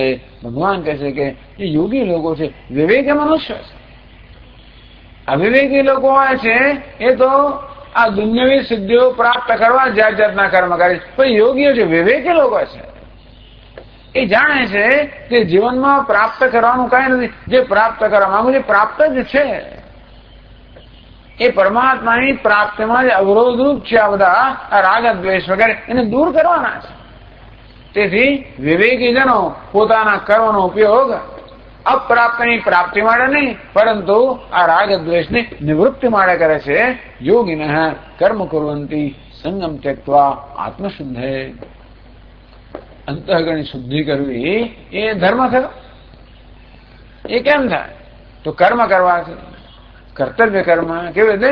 નિષ્કામ ભાવથી કરવાથી. અને એથી નિષ્કામ ભાવે કર્મ કરવું એ પણ કર્તવ્ય થયું. તો સ્વામી નિષ્કામ શું? કેટલી જવાબદારી મારી છે, હું ક્યાં નિષ્કામ કર્મ કરવો? કઈ વાંધો નહીં, ભાઈ સકામ કર્મ કર, પણ બીજું કઈ નહીં તો અધર્મના આશરો ના લઈશ. તું જીવનમાં મૂલ્યોનું પાલન કર. એ પહેલો ધર્મ છે. આમ ધર્મની આપણી સમજ ધીમે ધીમે વધારે સૂક્ષ્મ થતી જાય. ધર્મનો પહેલો અર્થ કયો? તો કર્તવ્ય, ફરજ બજાવે. બીજો અર્થ કયો? પ્રામાણિક જીવનમાં મૂલ્યનું પાલન કરવું, પ્રામાણિક હોવું, સત્ય, અહિંસા વગેરે મૂલ્યોનું પાલન કરવું. પછી આગળનો ધર્મ કયો? જે કર્મ કરીએ એ મૂલ્યના આધાર તો કરીએ, પણ જોડે જોડે આપણે પરોપકાર માટે કરીએ, સેવા માટે કરીએ, શ્વાસના પોષણ માટે નહીં, પણ પરોપકાર માટે કર્મ કરીએ, નિષ્કામ કર્મ કરીએ. એથી આગળ વધીને ધર્મ કયો? આપણે આ જ્ઞાન માટેની સાધના કરીએ, જ્ઞાન પ્રાપ્ત કરીએ, આત્માને બરોબર જાણીએ, તો એ અંતિમ ધર્મ છે. એટલે કહ્યું પ્રત્યક્ષાગમમ ધર્મ્યમ. કે અર્જુન, આ જ્ઞાન છે એ ધર્મના અનુરૂપ સમગ્ર જગતને ધારણ કરનાર પરમાત્માનું જ્ઞાન હોવાના કારણે એ વાસ્તવિક ધર્મ છે. મહારાજ, આટલું મોટું જ્ઞાન, આવો મોટો પરમાત્મા, આવું જ્ઞાન મળવું તો બહુ અઘરું હોય. સુખમ કરતું તો કે નહીં, અંતઃકરણ શુદ્ધ હોય તો એ પ્રાપ્ત સરળ પ્રાપ્ત થાય, કારણ કે આપણું સ્વરૂપ જ છે. જો સરળતાથી પ્રાપ્ત થતું હોય તો જે વસ્તુ સરળતાથી પ્રાપ્ત થાય એ સરળતાથી જતી પણ છે. આપણે એક નિયમ જાણવો જોઈએ, જે સરળતાથી પ્રાપ્ત થાય એ સરળતાથી જતી રહે.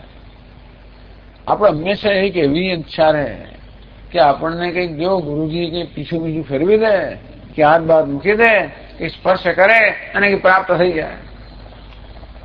તો જેટલી સરળતાથી પ્રાપ્ત થાય એટલે સરળતાથી જતું પણ. દુનિયામાં કશી વસ્તુ મફત મળતી નથી. ના, પણ સ્વામીજી રામકૃષ્ણ પરમહંસ તો વિવેકાનંદજીના માથે એક સ્પર્શ કર્યો ને જ્ઞાન થઈ ગયું. આપણને એવું કરાવતું કે એની શોધમાં જન્મ થઈ ગયા, એને કે તું પ્રયત્ન કર ને ભાઈ. વિવેકાનંદજીએ પૂર્વના જન્મ શું કર્યું છે આપણે શું ખબર પડે? અનેક જન્મ સંસિદ્ધ તતો યાદી પરામ ગતિમ. અનેક જન્મમાં સિદ્ધિ પ્રાપ્ત કરતા કરતા છેવટે સાધક પરમ ગતિને પ્રાપ્ત કરે. તેથી કશું મફત ના મળે અને કોઈ માટેનો શોર્ટકટ હોતો જ નથી. હવે સ્વામી 3 દિવસમાં ધ્યાન ને બધા 30 દિવસમાં મોક્ષ ને આ બધા જાત જાતના પેકેજ બધા મળે છે. બધું પેકેજ આમાં એવું છે ને, સ્વામી તું પેક યોર સેલ્ફ, આપણે પેક કરવાના. પણ એવું હોત તો ભગવાને શું કામ આ 700 શ્લોકોમાં ઉપદેશ શું કામ કર્યો? ભગવાનને નથી આવતા જે ટચલી અંગે ગોવર્ધન ઉચકી શક્યા, કેટલા બધા પક્ષમાતકારો ભગવાને કર્યા. અર્જુનને પીછું ફેરવ્યું હોત તો કામ થઈ ગયું હોત કે ના થઈ ગયું હોત? ભગવાન શું કામ નહીં કર્યું? નથી આવડતું. ભગવાન જાણે છે કે આ ત્યારે જ પ્રાપ્ત થાય ત્યારે પાત્રતા પ્રાપ્ત થાય. તેથી પરિપક્વતા જોઈએ. નહીં તો આજકાલ જેમ પેલી કેરી આવે અને પછી એને જલ્દી જલ્દી આપણે પકવી નાખીએ કે ગેસની અંદર મૂકીએ અને પછી ઉપર કઈ શું કરતા છે ભગવાન જાણે. બહુ સરસ ભાજીપુર પપૈયા અમદાવાદમાં બધા હોય એવા જ મળતા છે, બહુ સરસ લાગે. બહાર સરસ આમ એકદમ પીળું હોય, કેસરી હોય, કેરી પણ એવી લાગે, અંદર ફિક્સ કાચું, એ મજા ના આવે.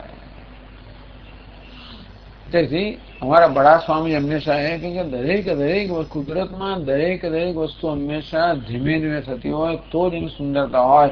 સૂર્ય દેવતાનો ઉદય પણ ધીમે ધીમે થાય તો જ, પેલું પુષ્પ બરોબર આમ ખીલે તો જ એમાં સુગંધ આવે.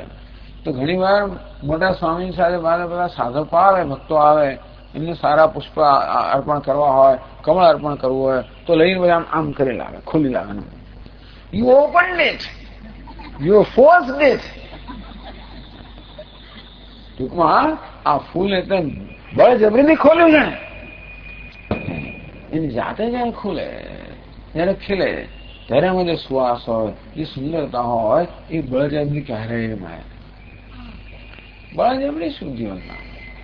તેથી આવી આ જાતનો આ વૃત્તિ જ છે. સસ્તામાં મેળવી દો તો સસ્તામાં મળી જાય. તમે કે મારે કઈ કરો, અલા ભાઈ વિવેક છોડવા કહ્યું ભૂખ લાગે તો જાતે જ ખાવું પડે, બીજું કોઈ ખાય તો આપણું પેટ ના ભરાય.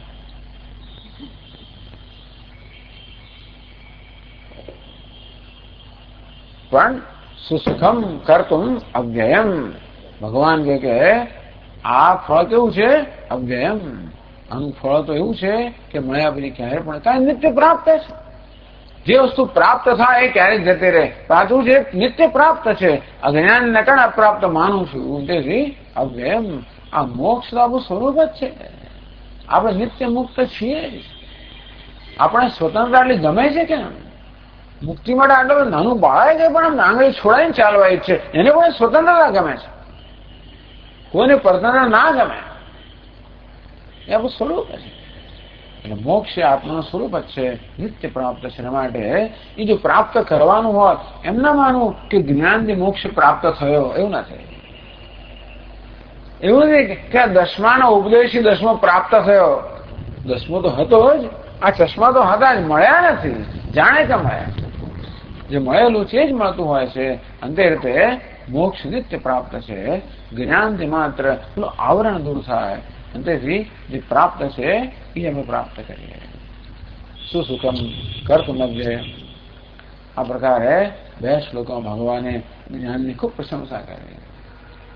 આપણે થાય ત્યારે કે હું તો બધા લોકો કેમ આવું મચી નહીં પડતા હોય. એક વિદેશથી એક આવેલી છોકરી ઓસ્ટ્રેલિયાથી આપણે સવારના ક્લાસ થોડા દિવસ ભરાયું કે સ્વામીજી આખું અમદાવાદ કેમ નથી આવતું. આવી રીતે આપણા સામે એમ થાય ત્યારે બધા કેમ પ્રયત્ન નહીં કરતા હોય. એનો ઉત્તરમાં અન્વય ક્રિયા ભગવાન વ્યતિરેક કહે છે. એટલે કે આ જ્ઞાન પ્રાપ્ત જીવનમાં કેવું કલ્યાણ છે.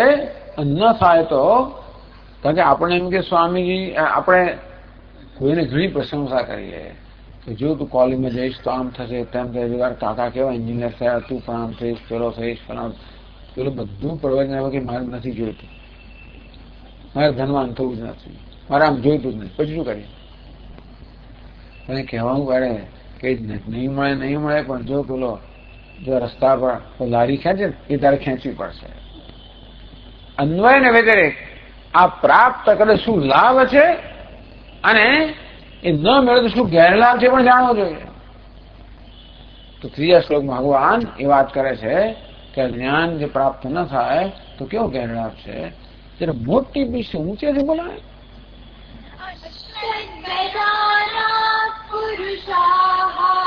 હા, અશ્રદ્ધાના પુરુષાઃ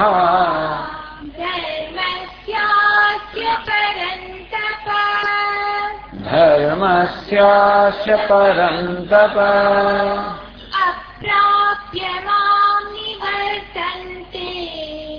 અપ્રાપ્ય મામ નિવર્તન્તે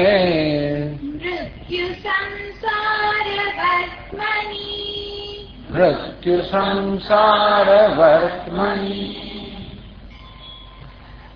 અશ્રદ્ધાના પુરુષાઃ ધર્મસ્ય પરંતપ. હે પરંતપ, ભગવાન અર્જુનને ભિન્ન ભિન્ન નામે સંબોધન કરે છે. પરાંતાપયતિ, જે શત્રુઓને સંતપ્ત કરે છે, જેને હાજરી શત્રુઓ સંતપ્ત થઈ જાય એવો અર્જુન. પણ અહીંયા સંદર્ભ કયો છે? જે આંતરિક શત્રુઓને તપાવનારો છે. હે પરંતપ, આ તારી વાત નથી. જો ભગવાન આ જે વાત કરે એ તો કોઈ સાંભળવાના પણ નથી, છતાં પરંતપને જણાવે છે. અર્જુનને થાય કે બધા કેમ આના માટે નહીં મંડી પડતા હોય, બધા કેમ રસ નહીં લેતા હોય. તો કે નહીં, અશ્રદ્ધાના પુરુષાઃ અસ્ય ધર્મસ્ય. હે અર્જુન, આ ધર્મમાં શ્રદ્ધા ના ધરાવનારા, આમાં શ્રદ્ધા જન્મવી, આમાં રુચિ જન્મવી, આમાં ઉત્સાહ જન્મવો એ તો ખરેખર અનેક બધા પૂર્વના જન્મના પુણ્યનો પરિપાક છે. નમામ દુષ્કૃતનો મૂઢા પ્રપદ્યંતે નરાધમા. ભગવાન પણ જરા ગુસ્સે થઈ જાય કે ગુસ્સે તો નહીં પણ તો વ્યવસ્થિત રીતે આમ ગાળો દેશે એમ તો ના જ કહેવાય, પરંતુ નમામ દુષ્કૃતિનો મૂઢા પ્રપદ્યન નરાધમા. પાપ કરવું એનો સ્વભાવ થઈ ગયો છે. જે લોકો મૂળ છે, અવિવેકી છે, મનુષ્યમાં આધામાં છે, એ રાક્ષસી આસુરી પ્રકૃતિના નમામ પ્રપદ્યન, એ કહે છે મારો આશ્રય લેતા નથી. ભગવાને આક્રોશ કરતા હોય છે કે જો ને આ લોકો મારો આશ્રય તો હું તૈયાર છું પણ મારો આશ્રય લેતા નથી. અશ્રદ્ધાના, જેમાં શ્રદ્ધા નથી. હવે શ્રદ્ધા હોવી એ તો ખરેખર એ ઈશ્વરની કૃપાને કારણે જ હોય, આપણા પૂર્વ પુણ્યને કારણે હોય. એ શ્રદ્ધા નથી હોય. શ્રદ્ધા જન્મતી નથી, રસ નથી જન્મતો, રુચિ નથી જન્મતી. ઘણી વાર પેલા ચાલો જલ્દી કરો, હવે પૂરું કરો ને ભાઈ, કેટલું લાંબુ કરો છો, પેલા આગળનો શ્લોક પૂરું કરો, આ ગીતા ક્યારે પૂરી થશે? તમારા સ્વામીનો કોર્સ ક્યાં ઘરમાં આ પ્રશ્નો થાય ભાઈ તમે કેટલા ગીતાનો ક્યારે પૂરું થશે ભાઈ આનો કોર્સ કેટલા વખતનો હશે તો સર્ટિફિકેટ મળે કે ના મળે પેલું કઈ મારે એમાં જ એમને રસ છે આ ગીતા સાંભળવાથી કે આપણને પ્રમોશન મળે બઢતી મળે ખરી પગાર વધારો થાય ખરો ફલાણું થાય ખરું તું કે નશામ પરાય પ્રતિભાતિ બાલમ પ્રમાદ્યંતમ વિત્ત મોહેન મૂઢમ કહ્યું યમરાજે કહેશે કે જે લોકો આ દુનિયાની ચીજોના મોહથી એવા મૂળ થઈ ગયા છે કે આ સિવાય એમ લોક નાસ્તી પરહિતિ માણી આ સિવાય જીવનમાં ઉત્કૃષ્ટ કંઈ હોય શકે એવું એમને સ્ફૂરતું જ નથી ટૂંકમાં આ ઇન્દ્રિયના વિષયના ભોગ ભોગવવા પોતાની ઇન્દ્રિયને તૃપ્ત કરવી લાગણીઓ તૃપ્ત કરવી અહંકાર તૃપ્ત કરવો એથી વધારે દુનિયામાં કશું હોય શકે એવી કલ્પના સુદ્ધા એમને આવતી નથી અને એવું કરતા હોય એમને શ્રદ્ધા જન્મતી નથી એ લોકો એને હસતા હોય છે આ ભગત જો ને કે છે ભગત થઈ ગયો આવો થઈ ગયો પેલો થઈ ગયો હું તો સ્વામીજી બસ મારી પત્નીને મૂક્યા કોદર અંદર જવું બહુ નહીં એ શું હોય પેલા ચેમ્પિયન લોકો કે અમે તો ગયા શ્રીનાથજી ગયા નાથ દ્વાર હું તો અંદર ગયો જ નહીં સ્વામીજી આ ભીડમાં કોણ જાય એટલે ભગવાન કે રહી ગયો તારા બધા એમ કે ભાઈ હું ના ગયો એટલે ભગવાનને ખોટ પડી એને ખબર નથી એ શ્રીનાથજીના મંદિરમાં ભીડમાં ના જાય પણ બહાર નીકળીને ભીડ હશે એમાં જોજો રસ્તામાં જે ભીડ હોય છે જેને ટ્રાફિક એ બધામાં જાય છે કેમ જવું છે તો કે ડ્રાઇવિંગ થિયેટરમાં જઈએ આટલી લાંબી લાઈનમાં ઉભા રહ્યો કેટલી બધી ભીડ પછી ટિકિટ ના પણ મળે લાંબી લાઈન એમાં વાંધો નથી આવતો એમને ભીડ ના દેખાય એની ભીડ દેખાય આવો જ આવી મનોવૃત્તિ આવી છે કે આ પ્રકારનો એ બધા પાપનું પરિણામ છે આપણે એમાં શ્રદ્ધા ન હોવી ભક્તિભાવ ન હોવો ઈશ્વરમાં પ્રેમ ન હોવો આ જ્ઞાનમાં રુચિ ન હોવી શાસ્ત્ર પ્રેમ ન હોતો નથી હોતું એ આપણે જન્માવી ના શકીએ એના માટે ભગવાનને પ્રાર્થના કરી ભગવાન મારામાં શ્રદ્ધા જન્માવો તું મને શ્રદ્ધા આપ મને ભક્તિભાવ આપ મને અમુક રસ ઉત્પન્ન કર આ તો તરત ઝુકાય આવે છે સ્વામી ગીતાની ચોપડી તમે આપી તો ખરી તો વાંચો 10 મિનિટ માથું દુખે મારું છાપું વાંચતા 1 કલાક છાપવાનો આદિ અંત વાંચી જાય 3 કલાક એને કશું ના થાય આ 15 મિનિટ માથું દુખે આ સાંભળતા સ્વામી મને બેઠું સામે 5 મિનિટ ઝોકા આવે છે આ શું કેમ થતું હોય એ તો સિનેમામાં ઝોકા નથી આવતા ટીવી જોવે તો ઝોકા આમાં ઝોકા આવે એવું થાય છે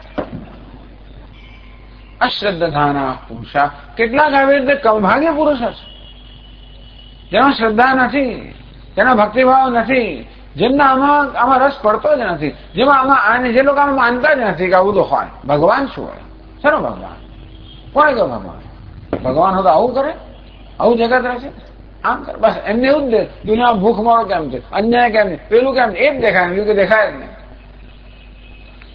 જો મેં આટલું કે ભગવાન આમ નથી ભગવાન એને ન કરો હોય એ રીતે ભગવાન બધું કરવું જોઈએ એ ના કરે એટલે ભગવાનમાં શ્રદ્ધા નથી અશ્રદ્ધાના પુરુષા ધર્મસ્યાસ્ય પરંતપ જે લોકો નું પાપ કર્મની પ્રધાનતા છે પુણ્ય કર્મનો ઉદય થયો નથી કે જેમના નસીબમાં નથી કમ નસીબ લોકો અને કમ નસીબ મોટાભાગના લોકો આ પ્રકારના છે ધર્મસ્યાસ અસ્ય ધર્મસ્ય આ ધર્મમાં પરમાત્મામાં આ જ્ઞાનમાં આ માર્ગમાં એ લોકોને શ્રદ્ધા જ નથી કોણે કહ્યું તમે કહો છો કે સત્ય વચન પ્રામાણિકતા પ્રામાણિક રહો સત્યનું પાલન કરો આ બધું કરો મહારાજ રવાડે ચડાવો છો તમે બધાને એમનો કે આ બધા બોલનાર જ રવાડે ચડાવનારા છે તમને ખબર છે દુનિયામાં કામ કર્યું છે કોઈ સ્વામીજી ગયા છો જેને 5 પૈસા કમાયા છે ધમકાવે આપણને ઉલટા આપણને નરસ બનાવી દે એવું થઈ જાય તો સારું છે કે 5 પૈસા કમાયા છીએ નહીતર તો આપણે એવું જ લાગે કે આ તો વાત સાચી જ છે એવું જ લાગે એવું કોઈ પ્રામાણિક આપણે રહ્યા છીએ એટલું સારું છે નહીં તો આપણે વાત કરી જ ના શકીએ પણ નહીં તો હવે શ્રદ્ધા જન્મે નહીં કે સત્યમેવ જય તો સત્યનો જય થાય આમાં શ્રદ્ધા જન્મે જ નહીં ના હોય બની જ ના શકે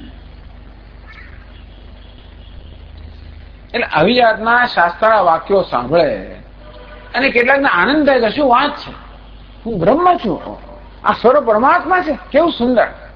આ ભગવાનની વિભૂતિ સામે આનંદ થાય. પેલા લોકોને દ્વેષ જન્મે, ભગવાન નામ સામે દ્વેષ જન્મે. ત્યારે સ્વામીજી કહે કે આ દુનિયામાં પરમાત્મા સર્વત્ર છે, એ જ એક કાયદો છે, એ જ નિયતિ છે. ત્યારે પેલા મહાભયંકર એમાં દ્વેષ જન્મે કે આવો ભગવાન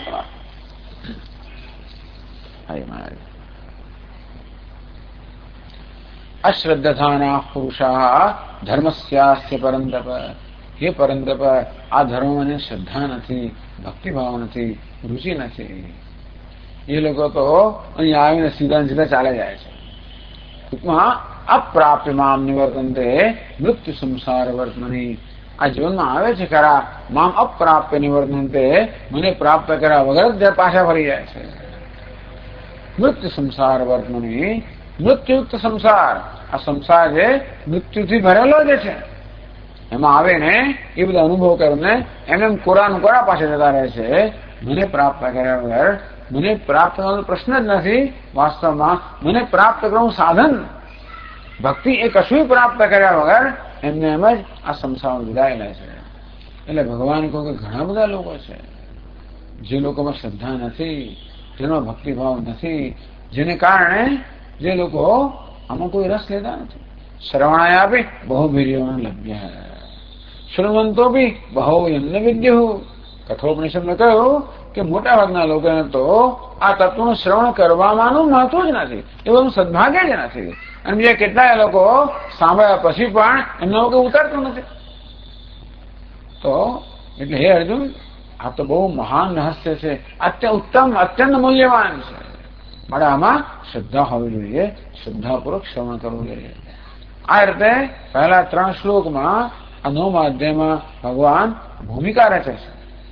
પોતે જે ઉપદેશ કરવાના છે, જે જ્ઞાનનું નિરૂપણ કરવાના છે, એની માટેની ભૂમિકા રહે છે. અને 4થા શ્લોકથી પછી એ તત્વના નિરૂપણનો પ્રારંભ થશે. આવતીકાલથી આપણે આ ચર્ચા આગળ ચલાવશું. ઓમ પૂર્ણમદ પૂર્ણમિદં પૂર્ણાત પૂર્ણમુદચ્યતે પૂર્ણસ્ય પૂર્ણમાદાય પૂર્ણમેવાવશિષ્યતે. ઓમ શાંતિ શાંતિ શાંતિ. શંકરં શંકરાચાર્યં કેશવં બાદરાયણં સૂત્રભાષ્યકૃતૌ વંદે ભગવन्तौ પુનઃ પુનઃ. ईश्वरो गुरुरात्मेति मूर्तिभेदविभागिने व्योमवद्व्याप्तदेहाय दक्षिणामूर्तये नमः. ॐ शान्ति शान्ति शान्तिः. हरि ओम्. श्रीगुरुभ्यो नमः. हरि ओम्.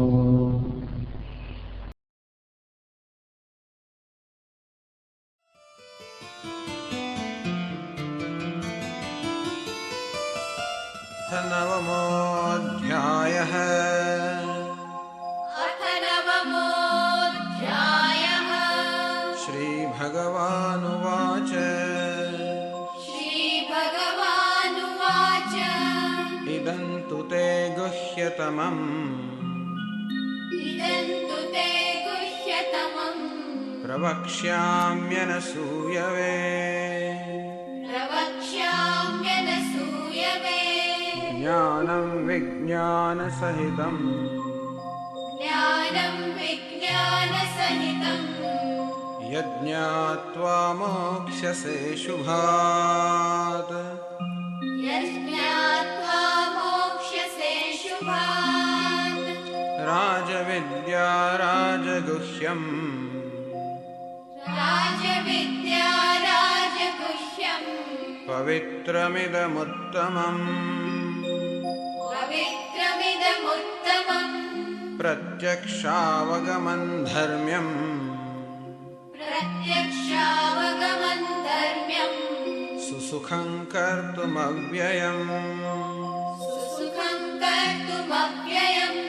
अश्रद्दधानाः पुरुषाः अश्रद्दधानाः पुरुषाः धर्मस्यास्य परन्तप धर्मस्यास्य परन्तप अप्राप्य मां निवर्तन्ते अप्राप्यमान् निवर्तन्ते मृत्युसंसारवर्त्मनि मृत्युसंसारवर्त्मनि मया ततमिदं सर्वम् मया तदमिदं सर्वम् जगदव्यक्तमूर्तिना जगदव्यक्तमूर्तिना मत्स्थानि सर्वभूतानि मत्स्थानि सर्वभूतानि न चाहन्तेष्वस्थितः न चाहन्तेष्वस्थितः न च मत्स्थानि भूतानि न च मत्स्थानि भूतानि पश्य मे योगमैश्वरम् पश्य मे योगमैश्वरम् भूतभृन्न च भूतस्थः भूतभृन्न च भूतस्थः ममात्मा भूतभावनः ममात्मा भूतभावनः यथाकाशस्थितो नित्यम् यथाकाशस्थितो नित्यम् वायुः सर्वत्र गोमहान् वायुः सर्वत्र गोमहान् तथा सर्वाणि भूतानि तथा सर्वाणि भूतानि मत्स्थानीत्युपधारय मत्स्थानीत्युपधारय सर्वभूतानि कौन्तेय सर्वभूतानि कौन्तेय प्रकृतिं यान्ति मामिकाम् प्रकृतिं यान्ति मामिकाम् कल्पक्षये पुनस्तानि कल्पक्षये पुनस्तानि कल्पादौ विसृजाम्यहम् कल्पादौ विसृजाम्यहम् प्रकृतिं स्वामवष्टभ्य प्रकृतिं स्वामवष्टभ्य विसृजामि पुनः पुनः विसृजामि पुनः पुनः भूतग्राममिमं कृत्स्नम् भूतग्राममिमं कृत्स्नम् अवशं प्रकृतेर्वशात् अवशं प्रकृतेर्वशात् न च मान्तानि कर्माणि न च मान्तानि कर्माणि निबध्नन्ति धनञ्जय निबध्नन्ति धनञ्जय उदासीनवदासीनम् उदासीनवदासीनम् असक्तन्तेषु कर्मसु असक्तन्तेषु कर्मसु मयाध्यक्षेण प्रकृतिः मयाध्यक्षेण प्रकृतिः सूयते सचराचरम् सूयते सचराचरम् हेतुनानेन कौन्तेय हेतुनानेन कौन्तेय जगद्विपरिवर्तते जगद्विपरिवर्तते अवजानन्ति मां मूढाः अवजानन्ति मां मूढाः मानुषीं तनुमाश्रितम् मानुषीं तनुमाश्रितम् परं भावमजानन्तः परं भावमजानन्तः मम भूतमहेश्वरम् मम भूतमहेश्वरम् मोघाशामोघकर्माणः मोघाशामोघकर्माणः मोघज्ञानाविचेतसः मोघज्ञानाविचेतसः राक्षसीमासुरीं चैव राक्षसी श्रिताः प्रकृतिं मोहिनीश्रिताः महात्मानस्तु मां पार्थ महात्मानस्तु मां पार्थ दैवीं प्रकृतिमाश्रिताः दैवीं प्रकृतिमाश्रिताः भजन्त्यनन्यमनसः भजन्त्यनन्यमनसः ज्ञात्वा भूतादिमव्ययम् ज्ञात्वा भूतादिमव्ययम् सततं कीर्तयन्तो माम् सततं कीर्तयन्तो माम् यतन्तश्च दृढव्रताः यतन्तश्च दृढव्रताः नमस्यन्तश्च मां भक्त्या नमस्यन्तश्च मां भक्त्या नित्ययुक्ता उपासते नित्ययुक्ता उपासते ज्ञानयज्ञेन चाप्यन्ये ज्ञानयज्ञेन चाप्यन्ये यजन्तो मामुपासते यजन्तो मामुपासते एकत्वेन पृथक्त्वेन एकत्वेन पृथक्त्वेन बहुधा विश्वतो मुखम् बहुधा विश्वतो मुखम् अहं क्रतुरहं यज्ञः अहं क्रतुरहं यज्ञः स्वधाहमहमौषधम् स्वदाहमहमौषधम् मन्त्रोऽहमहमेवाज्यम् मन्त्रोऽहमहमेवाज्यम् अहमग्निरहं हुतम् अहमग्निरहं हुतम् पिताहमस्य जगतः पिताहमस्य जगतः माता धाता पितामहः माता धाता पितामहः वेद्यं पवित्रमोङ्कारः वेद्यं पवित्रमोङ्कारः ऋक्सामयजुरेव च ऋक्सामयजुरेव च गतिर्भर्ता प्रभुः साक्षी गतिर्भर्ता प्रभुः साक्षी निवासः शरणं सुहृत निवासः शरणं सुहृद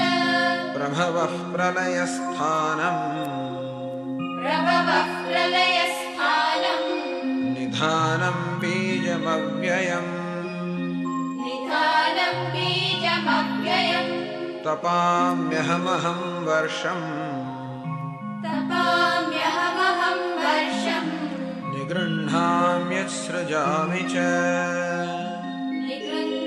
निगृह्णाम्युत्सृजामि च अमृतं चैव मृत्युश्च अमृतं चैव मृत्युश्च सदसच्चाहमर्जुन सदसच्चाहमर्जुन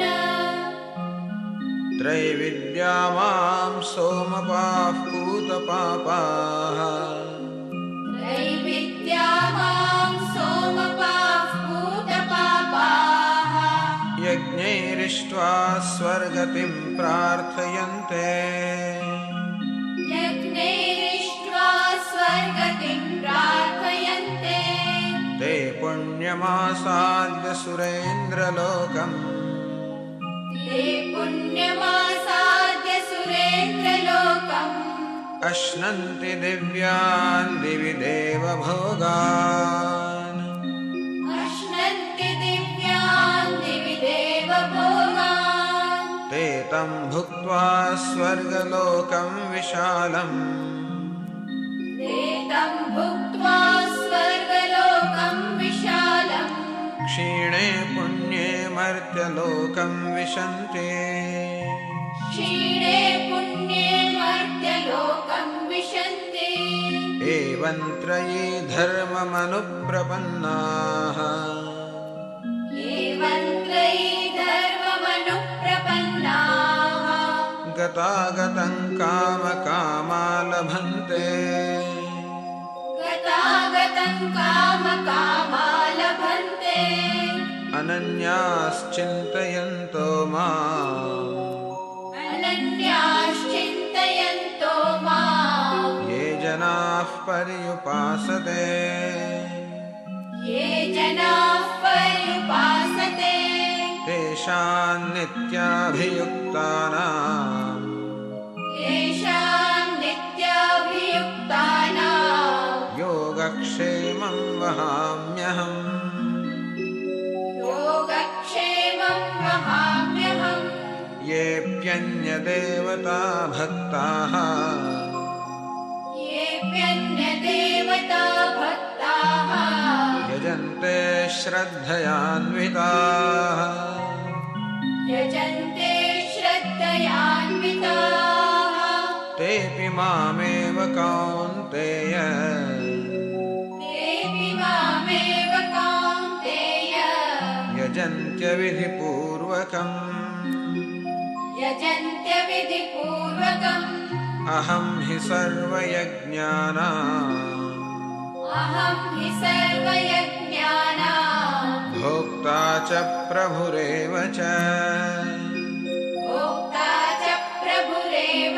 च न तु मामभिजानन्ति न तु मामभिजानन्ति तत्त्वेनातश्च्यवन्ति ते तत्त्वेनातश्च वन्ति ते यान्ति देवव्रता देवान् यान्ति देवव्रता देवान् पितॄन् यान्ति पितृव्रताः पितॄन् यान्ति पितृव्रताः भूतानि यान्ति भूतेज्याः भूतानि यान्ति भूतेज्याः यान्ति मद्याजिनोऽपि माम् यान्ति मद्याजिनोऽपि माम् पत्रं पुष्पं फलं तोयम् पत्रं पुष्पं फलं तोयं यो मे भक्त्या प्रयच्छते यो मे भक्त्या प्रयच्छति तदहं भक्त्युपहृतम् तदहं भक्त्युपहृतम् अश्नामि प्रयतात्मनः अश्नामि प्रयतात्मनः यत्करोषि यदश्नासि यत्करोषि यदश्नासि यज्जुहोषि ददासि यत् यज्जुहोषि ददासि यत् यत्तपस्यसि कौन्तेय यत्तपस्यसि कौन्तेय तत्कुरुष्व मदर्पणम् तत्कुरुष्व मदर्पणम् शुभाशुभफलैरेवम् शुभाशुभफलैरेवम् मोक्ष्यसे कर्मबन्धनैः मोक्ष्यसे कर्मबन्धनैः सन्न्यासयोगयुक्तात्मा सन्न्यासयोगयुक्तात्मा विमुक्तो मामुपैष्यसि विमुक्तो मामुपैष्यसि समोऽहं सर्वभूतेषु समोऽहं सर्वभूतेषु न मे द्वेष्योऽस्ति न प्रियः न मे द्वेष्योऽस्ति न प्रियः ये भजन्ति तु मां भक्त्या ये भजन्ति तु मां भक्त्या मयि ते तेषु चाप्यहम् मयि ते तेषु चाप्यहम् अपि चेत् सुदुराचारः अपि चेत् सुदुराचारः भजते मामनन्यभाक् भजते मामनन्यभाक् साधुरेव समन्तव्यः साधुरेव समन्तव्यः सम्यग् व्यवसितो हि सः सम्यक् व्यवसितो हि सः क्षिप्रं भवति धर्मात्मा क्षिप्रं भवति धर्मात्मा शश्वच्छान्तिं निगच्छति शश्वच्छान्तिं निगच्छति कौन्तेय प्रतिजानीहि कौन्तेय प्रतिजानीहि न मे भक्तः प्रणश्यते न मे भक्तः प्रणश्यति मां हि पार्थव्यपाश्रित्य मां हि पार्थव्यपाश्रित्य येऽपि स्युः पापयोनयः येऽपि स्युः पापयोनयः स्त्रियो वैश्यास्तथा शूद्राः स्त्रियो वैश्यास्तथा शूद्राः तेऽपि यान्ति परां गतिम् तेऽपि यान्ति परां गतिम् किं पुनर्ब्राह्मणाः पुण्याः किं पुनर्ब्राह्मणाः पुण्याः भक्ता राजर्षयस्तथा भक्ता राजर्षयस्तथा अनित्यमसुखं लोकम् अनित्यमसुखं लोकम् इमं प्राप्य भजस्व माम् इमं प्राप्य भजस्व माम् मन्मना भव मद्भक्तः मन्मना भव मद्भक्तः मद्याजी मां नमस्कुरु मत्याजी मां नमस्कुरु मामे वैश्यसि युक्त्वैवम् मामे वैश्यसि युक्त्वैवम् आत्मानं मत्परायणः आत्मानं मत्परायणः ॐ तत्सत् ॐ तत्सत् इति श्रीमद्भगवद्गीतासु इति श्रीमद्भगवद्गीतासु उपनिषत्सु उपनिषत्सु ब्रह्मविद्यायां ब्रह्मविद्यायां योगशास्त्रे योगशास्त्रे श्रीकृष्णार्जुनसंवादे श्रीकृष्णार्जुनसंवादे राजविद्या राजगुह्ययोगो नाम राजविद्या राजगुह्ययोगो नाम नवमोऽध्यायः।